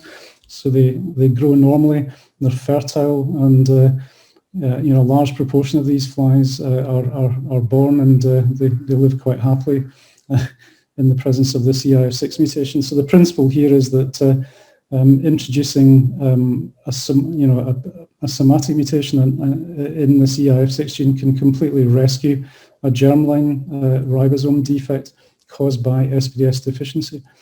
So the question then is, can we try and apply this to try to build a drug screen around this concept? Can we identify small molecules that can recapitulate this N106S mutation? So small molecules that would bind to EIF6 and promote its release from the ribosome in the presence of in SBDS deficient cells. So this is the strategy that we're actually pursuing at the moment, and so far the results look encouraging in that we've identified some small molecules that do indeed rescue, at least in partially, the phenotype of these SBS deficient flies. But it's absolutely essential to moving forwards to try to test the cinema mammalian system, and so we're really looking forward to seeing these SBS deficient mice. And these are the guys in the lab who've been involved in doing all the work. Particularly Shengzhang, who's been working on these flies for years, and Vas Kargas, who helped with the modeling of the EIF6 mutations, and this chap here, Alex, who generated a very high resolution map of the human EIF6 bound to the ribosome, which has been essential in trying to interpret these human disease mutations. So I'll stop there. Welcome back, everybody. We will share the recording of this session and all the other sessions except for the networking. And we'll also make sure that the subtitles are available for all the talks. I know the sound quality may vary. Once the sessions are uploaded, YouTube also makes translations possible. So we will make sure the English subtitles are accurate, and then the translations will be also good for you all to watch later. Now we have a few minutes time for questions and discussions. And then we'll have another coffee break and then head into the final session. So now would be a perfect time to submit questions related to the therapeutic targets we discussed. The three speakers we had today covered the various strategies that we can deploy targeting problems within the cell. Beyond that, there may be also other approaches that can help patients live a better quality of life. There could be new techniques, for example, that could make transplants less damaging or less risky. For example, conditioning regimen that instead of using chemical drugs, perhaps they could use antibodies. And so by developing those techniques in the future, the risk of applying gene therapy might decrease as well. And so we could in the future think about doing gene therapy or other interventions earlier in the disease progression with less risk. So more of a preventative type of treatment. This is all in the future. Many of the approaches discussed today are very preclinical or discovery stage, as they say it, so really happening in the lab. And to move those things forward to apply to patients, that whole process is called translation. And for many of these, we are really several years out. But it is so encouraging for me to see that really everything we can think of that could be targeted, somebody is working on it. So that is really encouraging for me as a parent and also as a scientist. Kind of answered Abhishek's question that this is early research, and based on the results that the scientists will develop in the lab and hopefully also in mouse models or other mammalian models, this whole body of evidence and research results will determine which of these approaches would be appropriate to try in patients. And so all the body of evidence will then have to be submitted to regulatory agencies such as the FDA and EMEA to really convince them that it's safe and promising and something important to try. And this translation step to bring this into patients is also something that we as patients can support by really engaging in the development of clinical trial designs, by voicing our needs and risk-taking abilities. Each community and each disease is unique. And so our community or our patients may be willing to take more or less risk when it comes to treatments that may be carcinogenic, for example, or treatment that could reduce or increase certain problems. And so if we can engage and participate in the process of developing clinical designs very early in the process, the designs and outcomes are likely to be much more successful. We'll talk a little bit more about this in the future, but really, if patients can engage early in the process, everybody benefits. All right, any other questions? What is the limiting factor that prevents to have a cure in less than 5 to 10 years? Is it money, time for experimentation? I will let the other speakers chime in too, because it might be specific to different techniques, but I think it's general.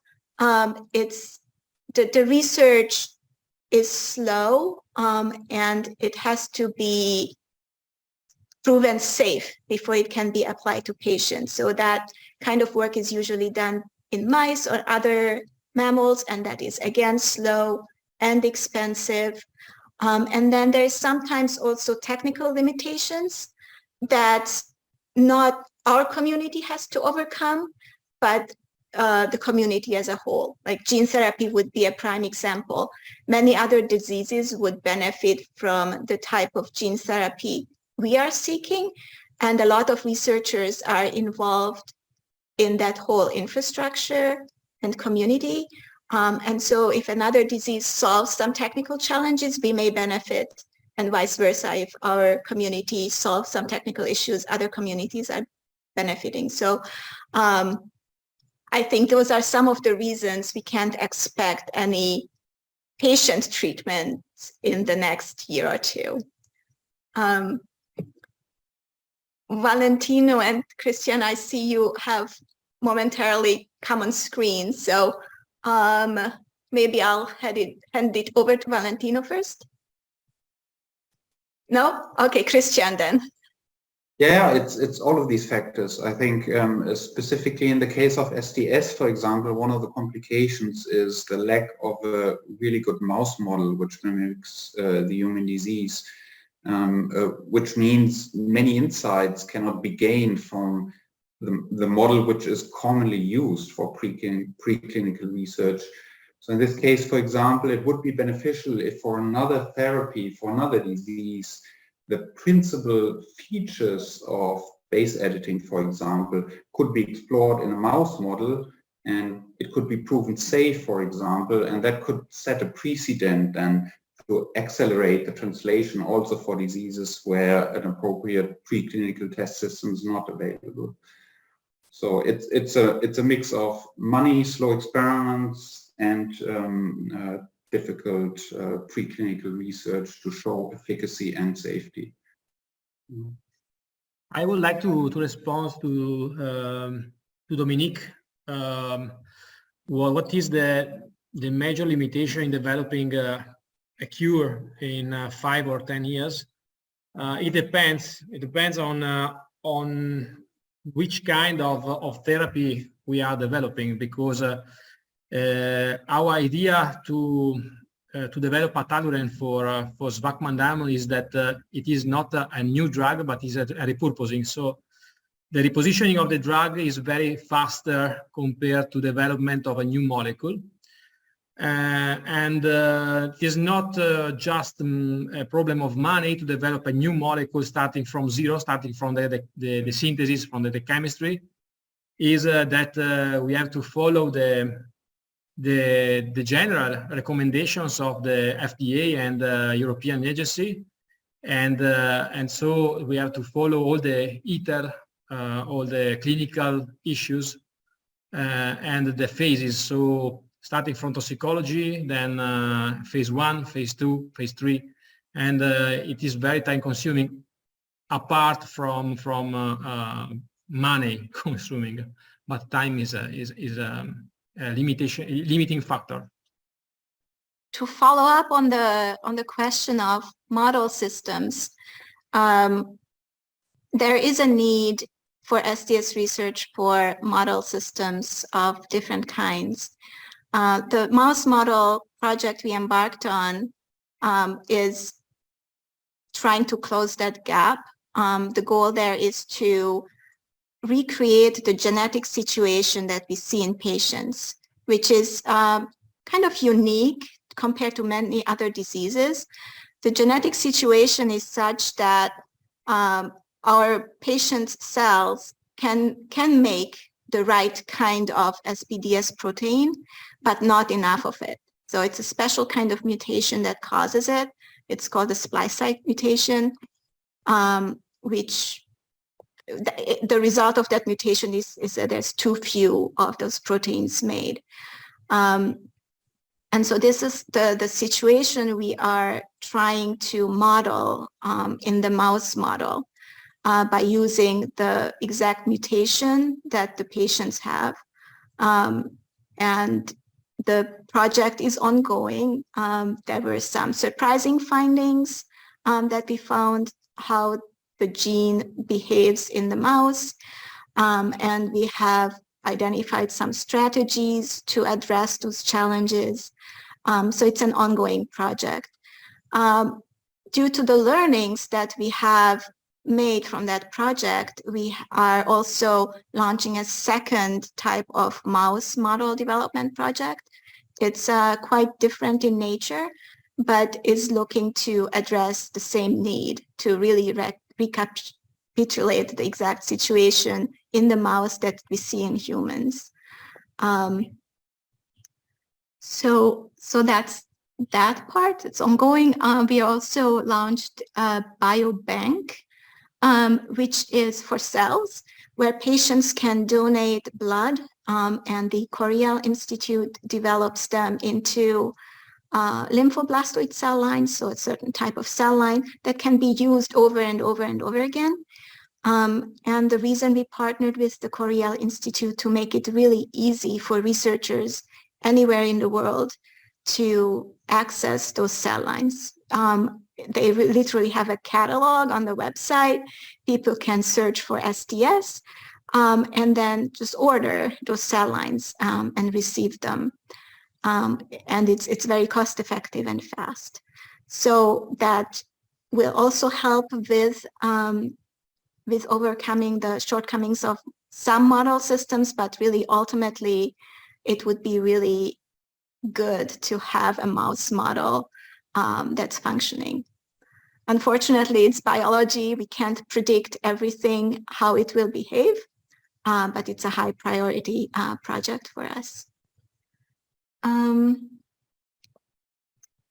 right. And then maybe the final question we can jump to is Abhishek's question. When you say repositioning of drug, not new molecule discovery, is any drug already identified? So I think that goes back to the question of drug repurposing, which is really a hot topic in rare disease. The advantage of looking at the drugs that are already out there is that the safety profile has already been established, and that saves a lot of money and a lot of time compared to developing a brand new drug based on a brand new molecule. Dr. Warren is doing drug screens on the fly model that he mentioned. I don't know whether that includes only new molecules or existing molecules. It's brand new research, so it's not really ready to be published, but I'm sure we will learn more in the coming months about it. Just to do a very like a blind drug screen where you search like all available approved drugs can be done, but it's extremely expensive. I have talked to other rare disease groups, and companies have quoted them upwards of $1 million to perform those large-scale screens. And the outcome of them is usually not that useful or actionable. So for a rare disease such as ours, it may not be the best strategy.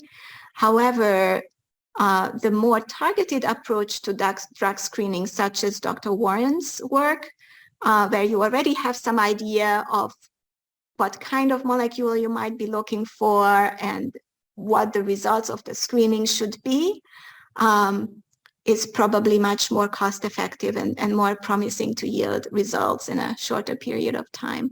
Do any of the speakers would like to add anything to this final question? Jackie just called out that I should explain more about the blood donation process for the biobank, and I'll do that in the next session. All right, so thank you everybody for your attention, the speakers for the amazing talks.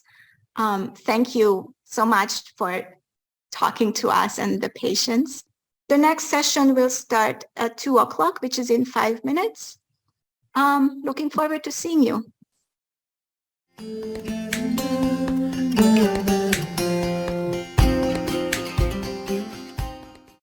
Okay, hello everyone, welcome back. This is the final session of the program before the last networking session.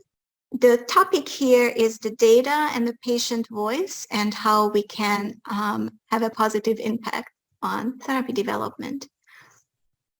As mentioned in the introduction, we need to communicate our experiences and needs to the research community in a way that can translate into better care, targeted therapies, and a cure. This includes developing a robust infrastructure for and by the SDS community that can support therapy development. And we basically need to define success, like what does a successful therapy look like for us, the patients? What has a meaningful change for our quality of life, for example, or reduce the risk of leukemia or have better outcomes in transplant.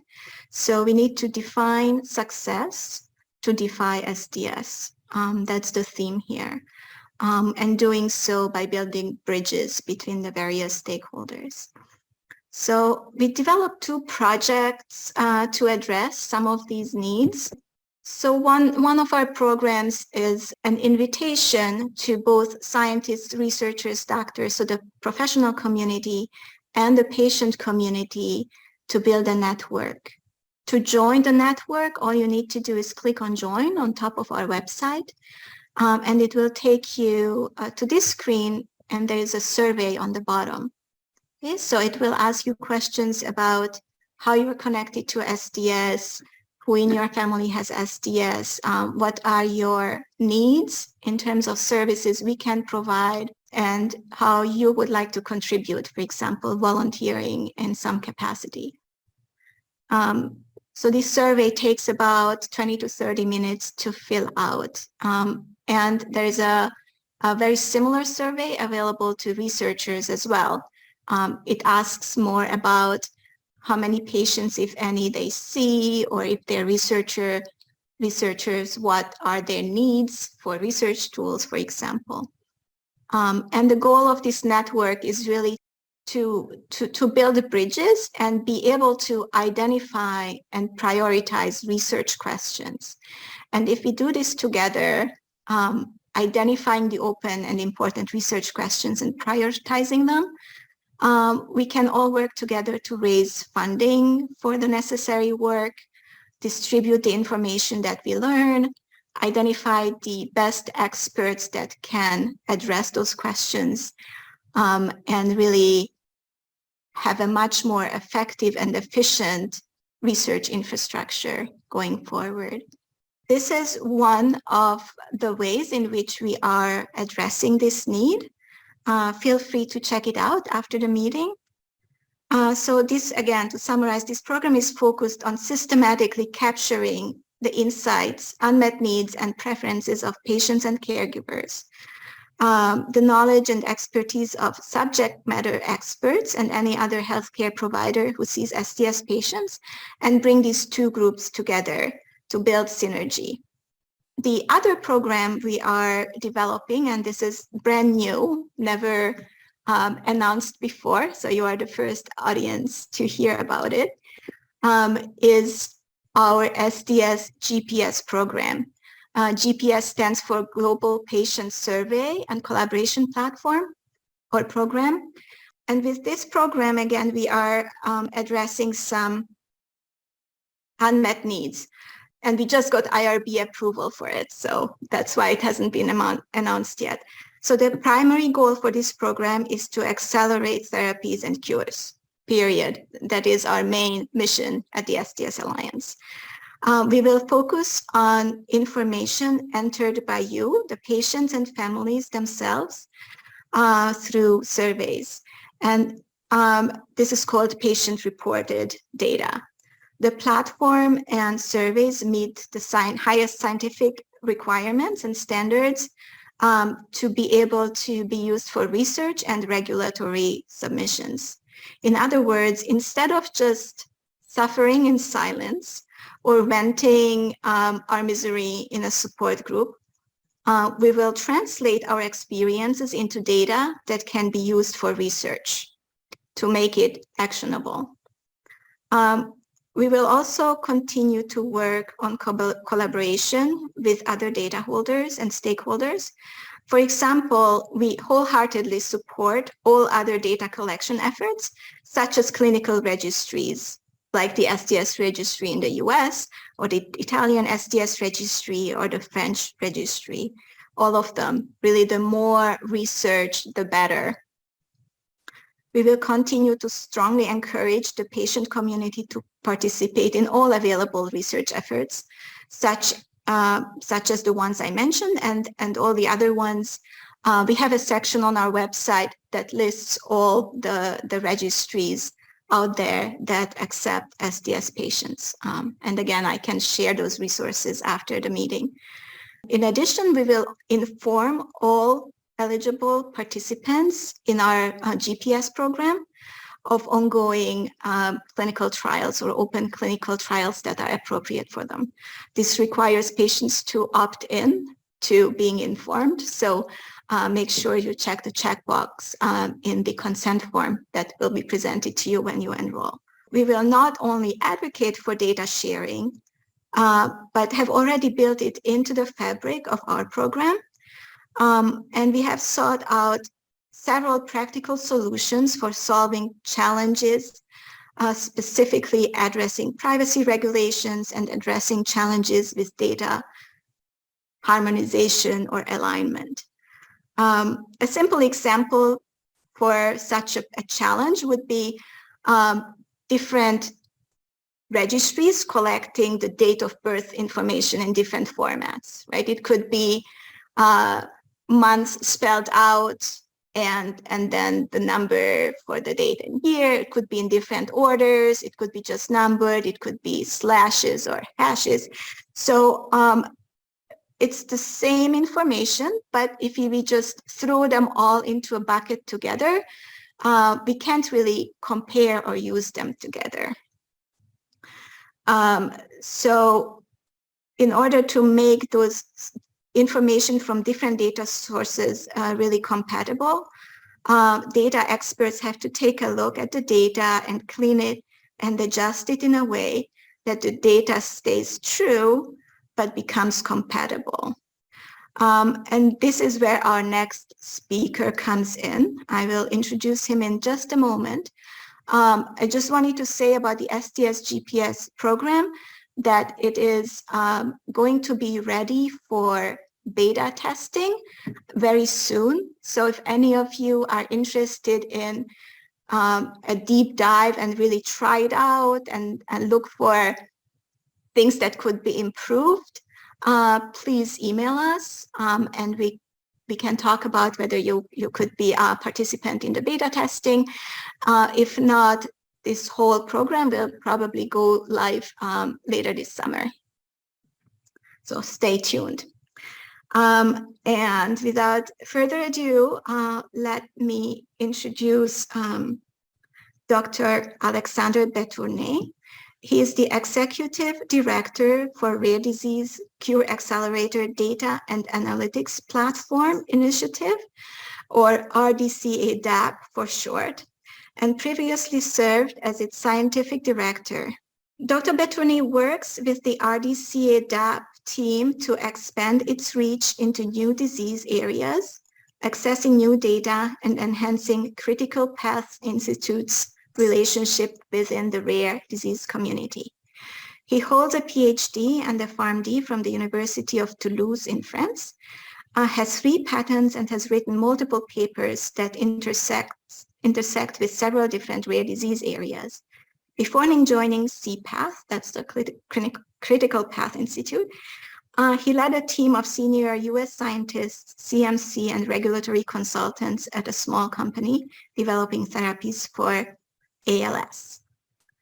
RDCA-DAP is an FDA-funded initiative by the Critical Path Institute that provides a centralized and standardized infrastructure to support and accelerate rare disease characterization with the goal of accelerating therapy development across rare disease.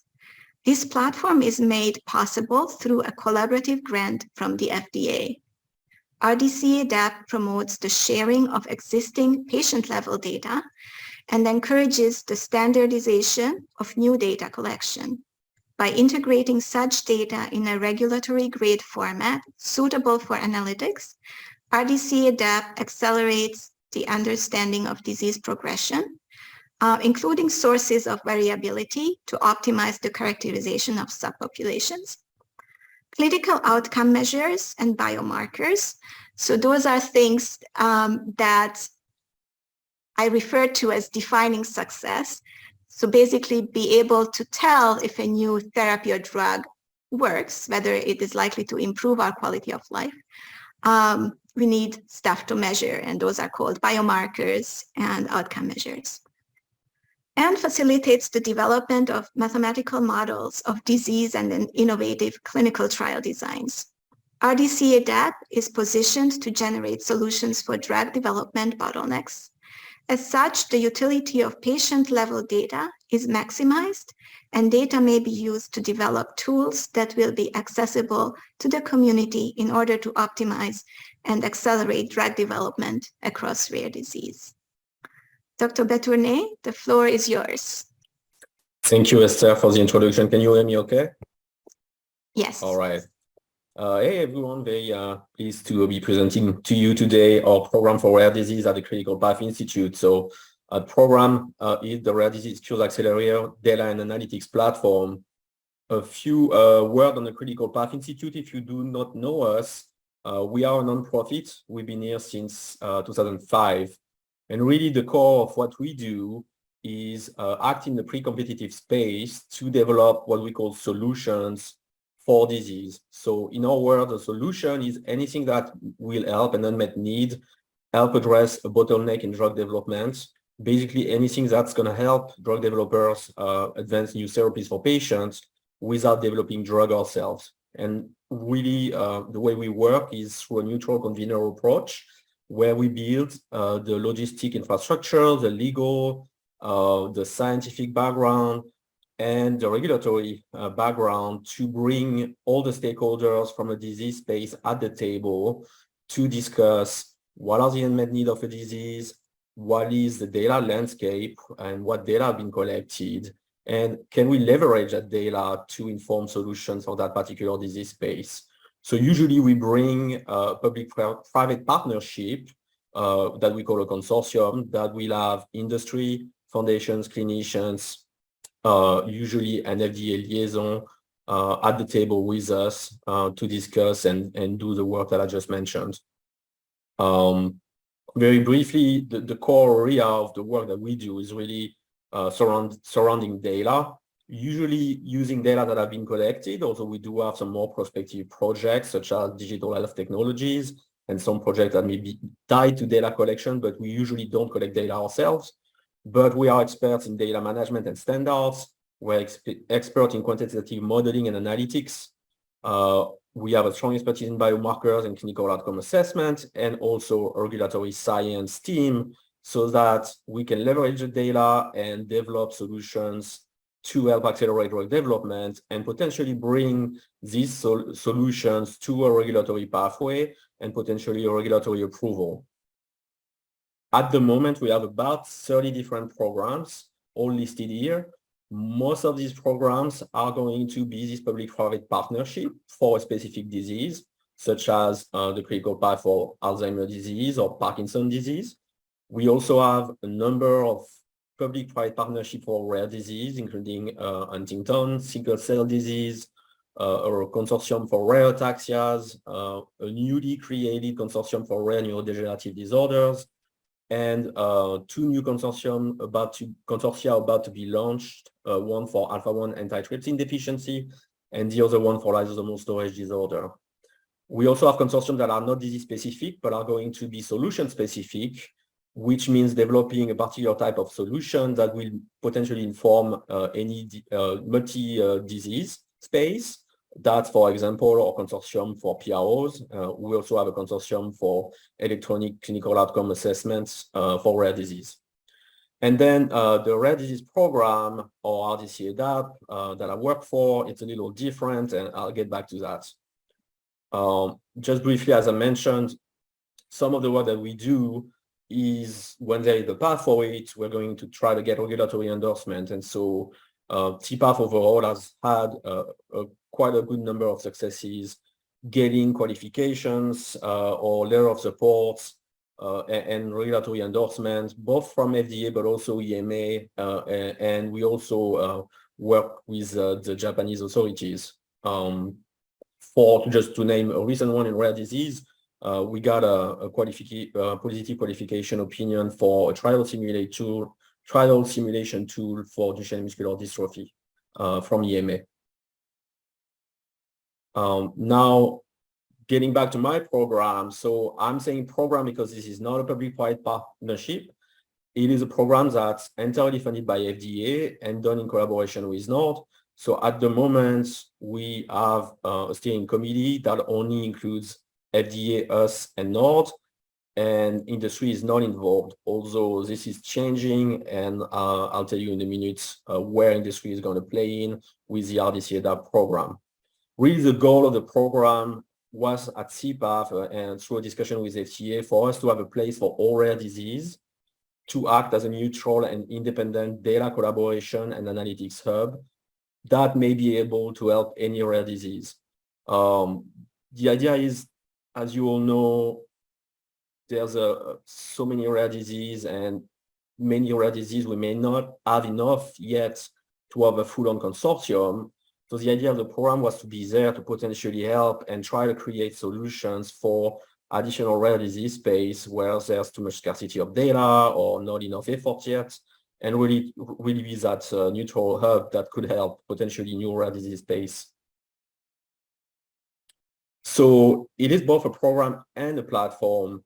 And so first, starting on the platform, we developed a brand new platform for rare disease data aggregation that is free, entirely funded, free for sharing for contributors that may want to share data to us, but also free for access with an open interface where users are actively taking a look at the data set that we're able to share, and some are even at the moment developing scientific projects on the platform.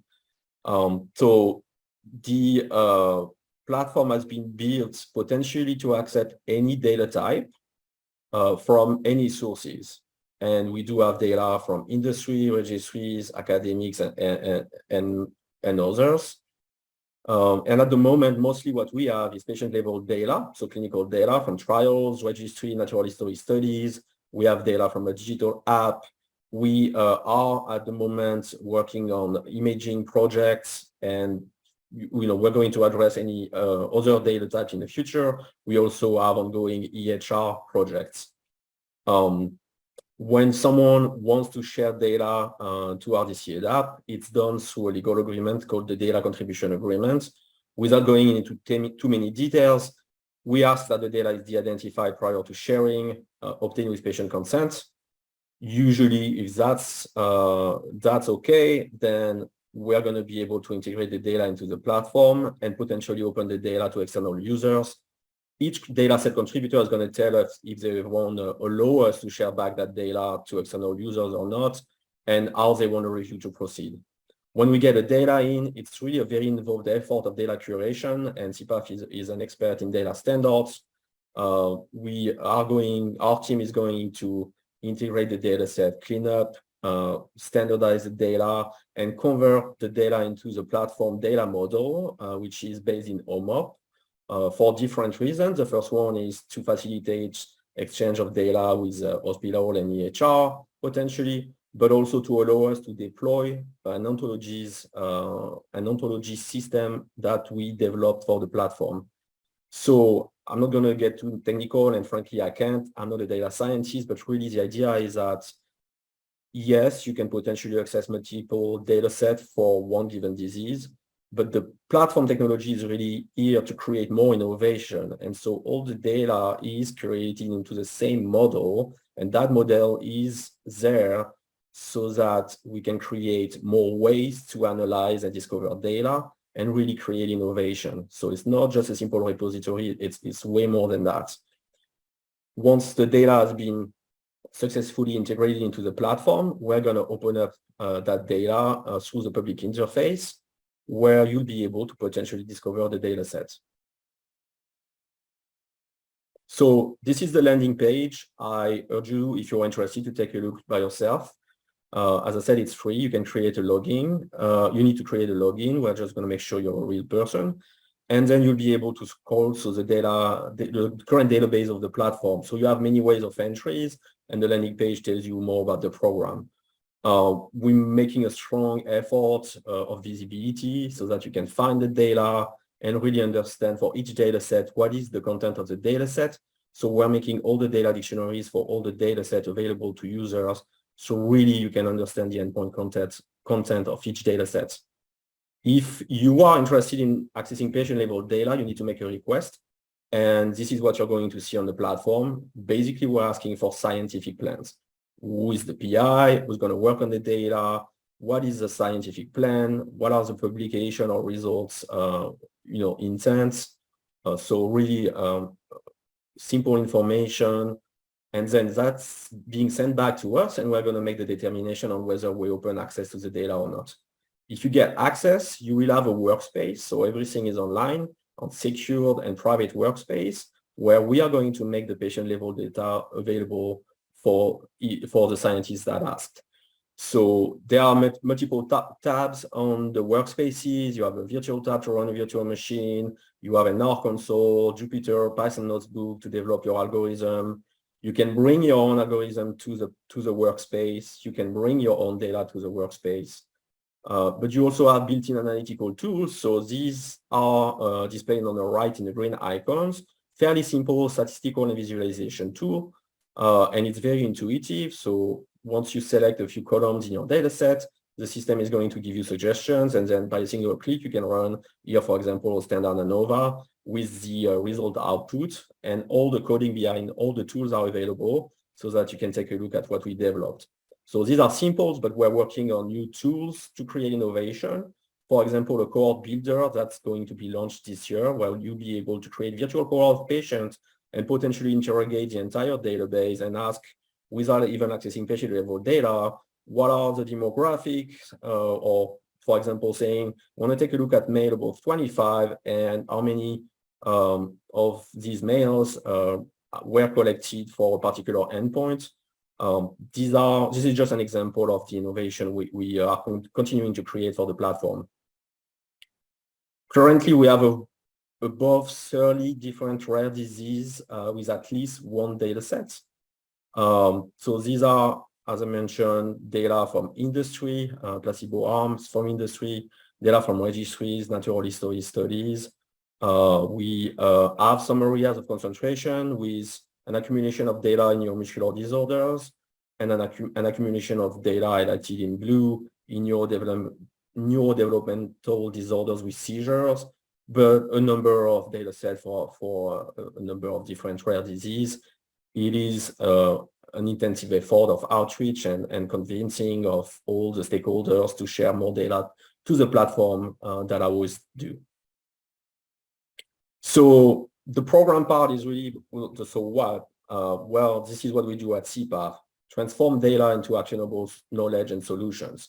And so as for the rest of CPATH, within the rare disease program, we may work on disease discovery, biomarkers, patient evaluation tools, drug development tools, and also data standards and best practices. So why share data, and why is it important to share data, and why we have the programs that is really trying to be active in the conversation of data sharing and trying to break silos in data sharing by providing a free place for data aggregation. The first thing is help with data standardization. And when we get data in, it's a very involved curation effort, and the team is able to provide a loop that will feed back to the original contributors of the data to make a gap analysis on the data collection and then make recommendations so that we help the data contributors perform better data collection. We might also be able, in a disease where there's not a lot of data collected and we're not exactly sure what to collect, we can work on helping define the data core elements so that at least we can promote the first step for the future data collection to be performed on a new population where the efforts are just starting. And again, trying to improve collection practices.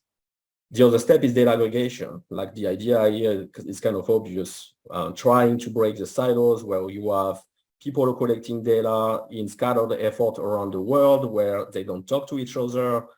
Each rare disease community really needs to have that dialogue. You need to aggregate all the data that has been collected at the same place. We provide an option. There are other options.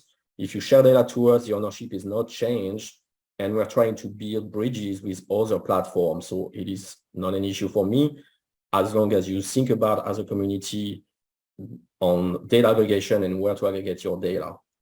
More data will mean more informational and analytical value, but also that's going to help avoid duplication of effort. Some things that I hear a lot from patient communities where Patients are being asked to be involved in multiple data collection efforts because there's not necessarily a coordination. Putting all the data at the table at the same place is going to really help you build the knowledge so that you avoid duplication of effort and you really help future collection and try to avoid this issue.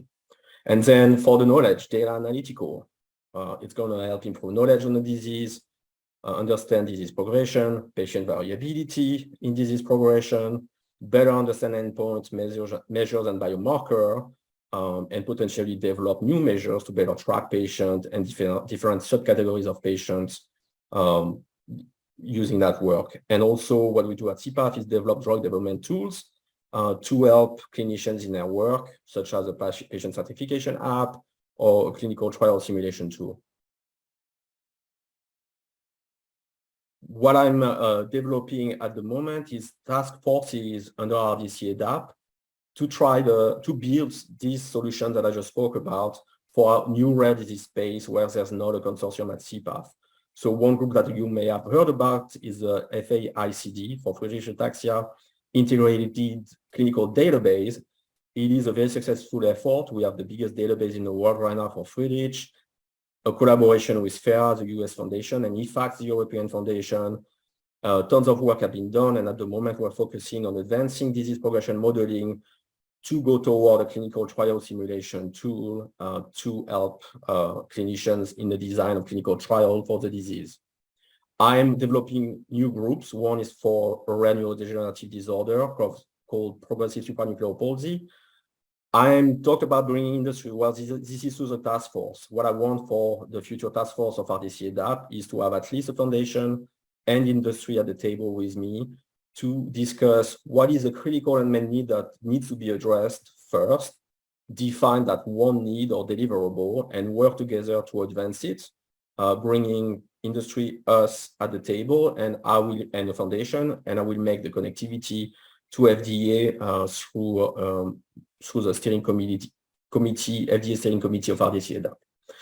I'm working on new spaces. I'm not going to go into these details, but a lot of discussions at the moment. We're vetting additional spaces to start similar task forces, both under RDCA-DAP or through a collaboration between RDCA-DAP and other rare disease consortia. For example, I'm working with the Duchenne one to see if we could address a new dystrophy that have critical needs that we could address.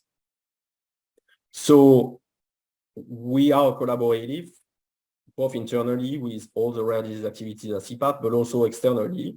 Really, the program is here to try to break the silos in data sharing. And so what I'm doing actively is building these bridges with other rare disease data companies and platforms so that we can find ways to partner and aggregate data between different platforms. We did that with Nord IAM-Rare Registry, which was easier because it is our partner, but the two platforms are now federated, and the update and the transfer of data is way faster and easier than it used to be. I'm trying to bring that through other collaborations.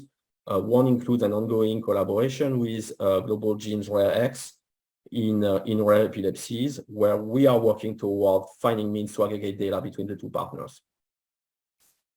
With that said, I'll just stop there. RDCA-DAP is there as a program and a platform to help all rare disease, help through the platform, scientists in their scientific work, through this free interface that we provide, and ultimately what we want to do is as everybody, more cures for patients. So we hope to advance more and more of these solutions and drug development tools for rare disease, and hopefully get some of these endorsed by regulators, and then hopefully used by clinicians in their work.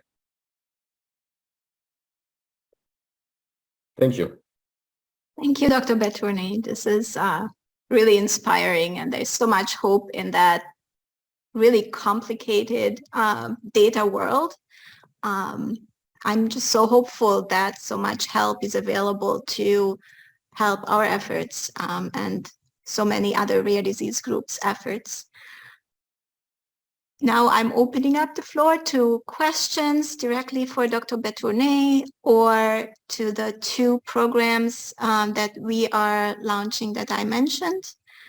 Please type your questions in the chat. So there's a question from Dominique. Did you already aggregate data from the different SDS registries?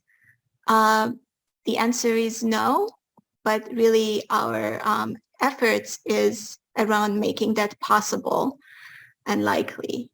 So currently there are many registries out there. We also list them on our website, as mentioned before. They're typically focused on specific regions, like either North America or Canada or individual countries in Europe.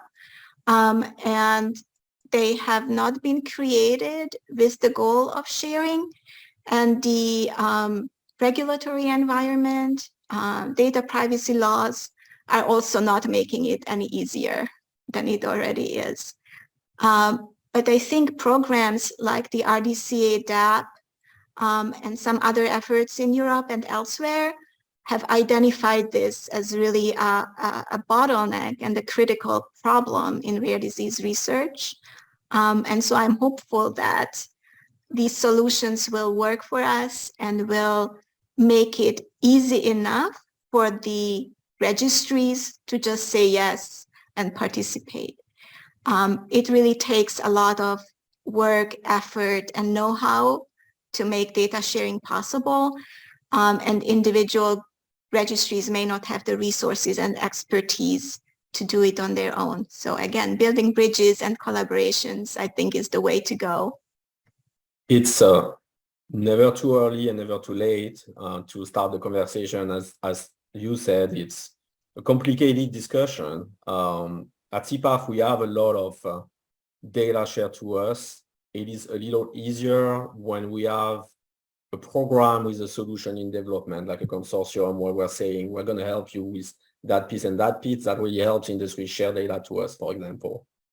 There are many blocks in data sharing, and the platform has a lot of answers to what we usually see. Publication, for example, that could be a concern for an academic, where we do have some answers to that in the governance of the platform. Sharing from Europe, the platform is based in Europe and is GDPR compliant, and we have data from Europe. We are always trying to bring flexibility and try to address these needs, but it is, it's a conversation that needs to happen. It takes time. I just signed some contribution agreement recently with a registry in England, and it's been 2 years of conversation leading to that. So you gotta really be resilient and go at it. But I think, there's the power of a community and foundations really organizing and lead like the conversation. That's really going to be critical, in my opinion. And also to add to that, another challenge in the data field is also if a patient is participating in multiple registries, how can we connect the data back to that same person, as the data will be much more useful that way. We just had a webinar that will be forwarded, that was recorded like this Wednesday on the identification tools for rare disease. And you're right, like usually when I meet with a new community, I have several things that I say. You need to find a place for your data. You need to discuss consent, and at least for future collection, having the proper consent built in so you can enable data sharing to where you want it. And then think about the identification tools. People ask me, duplicates. Well, that may happen, but it's fairly rare. The real issue, because the data is de-identified prior to sharing to the platform, is loss of longitudinality. We may have a patient in one natural history and then one registry shared to us. We have no way of knowing who is that patient unless that has been done ahead of sharing to us. And that means losing longitudinality, because we could have an endpoint, multiple endpoints that patient collected in 5 years, and we're just going to have 2 and 3 without making the link. So it's a big loss. So adopting a GUID and the identification system for your patient community is very, very important. Yes, and I can, I attended that webinar. It was really good, and I'll be happy to share out that link as well. I believe it has been already published. Yeah, so to summarize that's an interesting perspective I haven't been thinking at the moment. So it's not only the ability to connect data back to the same patient if they are in multiple databases, which in our case actually might happen because there's the international neutropenia registry that may have patients from all over the world. And then our new program is also international. So it might actually happen. But I think what Dr. Betourne emphasized is that if they receive data that is completely de-identified and they receive data, say, every year from the same database, if there's no consistent patient identifier, they wouldn't be, the scientists wouldn't be able to tell whether the symptoms that develop over time in a patient belong to the same patient. So that is definitely also something that we are focused on in our efforts. And the other aspects that Dr. Betourne mentioned with the consent form to build in the data sharing right there, and then the ability to track changes over time in patients. We have built that all into our program. So I'm really excited to be able to generate good and helpful data for future research. So if there's no more questions, we can close out this session and move on to the closing remarks. We heard the stories of 3 SDS families, or maybe 4 if you want to count me as well. What stood out to me most are the passion, the resilience, the hope, and the love. And I don't mean that in a stereotypical way, but it's just really, it's just so moving to me. Thank you all for sharing your stories with us. What stood out to you from the patient stories? Type your comments or your sentiments into the chat box. Next, we heard about so many ways SDS could be targeted with therapeutics. We heard about DNA targeting, like gene therapy, about RNAs, and about protein targeting. And as a scientist, this is so exciting to me, right? This is what I studied, and this is really my professional interest. But as a mother, it is even more exciting. But I just wanted to keep things in context and just really mention again that this is not something that will save our children tomorrow. Most of this work is very early and in discovery stage, and it will take years to identify which approaches will actually work. And then it will also take time to actually prove that it works through clinical trials. So our job here is to make sure that the research tools, such as mouse models, cellular models, are ready, that outcome measures and biomarkers are available so that the clinical trials can be consistent and clear what they measure and what constitutes meaningful change for us. And that we, the patients, are organized and well-informed so that we can learn about clinical trial and really consider participation when the time comes. I touched on our biobank or cell biobank program effort. The program is active and can receive samples anytime. The reason I haven't advertised it again more specifically is the need of GUIDs. So it's this need to be able to connect data from different data sources back to the same patient. And so we are working on developing some mechanism that we can at least identify in our data collection program who has samples available and where, again, to make research more impactful and more efficient. If you're interested in specifically the biobank, again, please just email us at connect@SDS Alliance, and we'll connect you to the right people at the right time. Last but not least, of course, as a rare disease, funding support is always a big topic and necessary. So if you have a passion for fundraising or the financial means to donate, that is very important and necessary and impactful. And again, please reach out to us and we'll work with you to make it meaningful to you and to impactful for the research. Third, let's bridge the gap between the scientific and the patient community. Making scientific information accessible is a first step. So I hope this summit has been helpful to you to kind of get an understanding of the types of research that's happening. And I hope the overview of the Cambridge Summit has also been useful. Please provide feedback whether it was useful or what other additional types of information you would like to receive. And we will figure out a way to help you get access to that.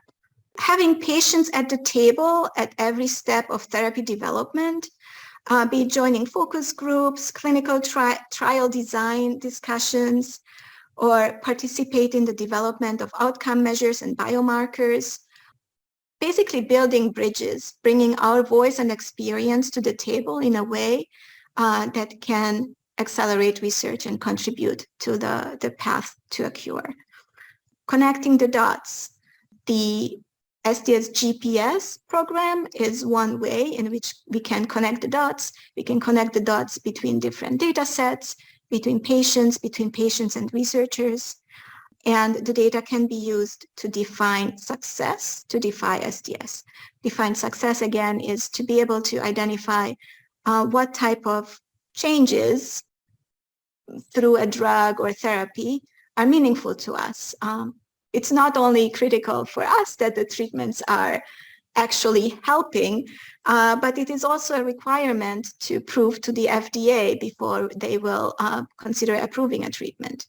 Okay, so it's not enough for researchers or pharmaceutical companies to show that the lab result changes, like the neutropenia, for example, but they also have to show that that change has an actual improvement in quality of life or outcomes or survival rates or life expectancy in a real life situation. Again, just to repeat, the SDS GPS program platform will be ready for beta testing in the coming weeks. And we would like to invite you to become beta testers if you're interested. Email us at connect@SDS Alliance if this is of interest to you. Once ready, families will be able to join from anywhere in the world. It will be available in multiple languages, for example, German, French, Spanish, Portuguese, and Japanese and Hebrew are gonna be available soon as well. In rare diseases like SDS, really every single patient counts, the caregiver experience included, and your voice matters. Join our network that's available through the join button on top of our website. Share your insights via fit for purpose surveys. So that will be the SDS GPS program, and participate in fundraising if you're able to. And with that, it's a wrap. We can take a minute or two to regroup. And then we are heading over to the closing networking session. Actually, it's gonna be on this Zoom. We'll have some trivia and open discussions. So stick around. If you stick around, you will have a chance to win a beautiful cup with the event logo. There you go. And if not, I hope to see you at another upcoming webinar. Thank you everybody for coming.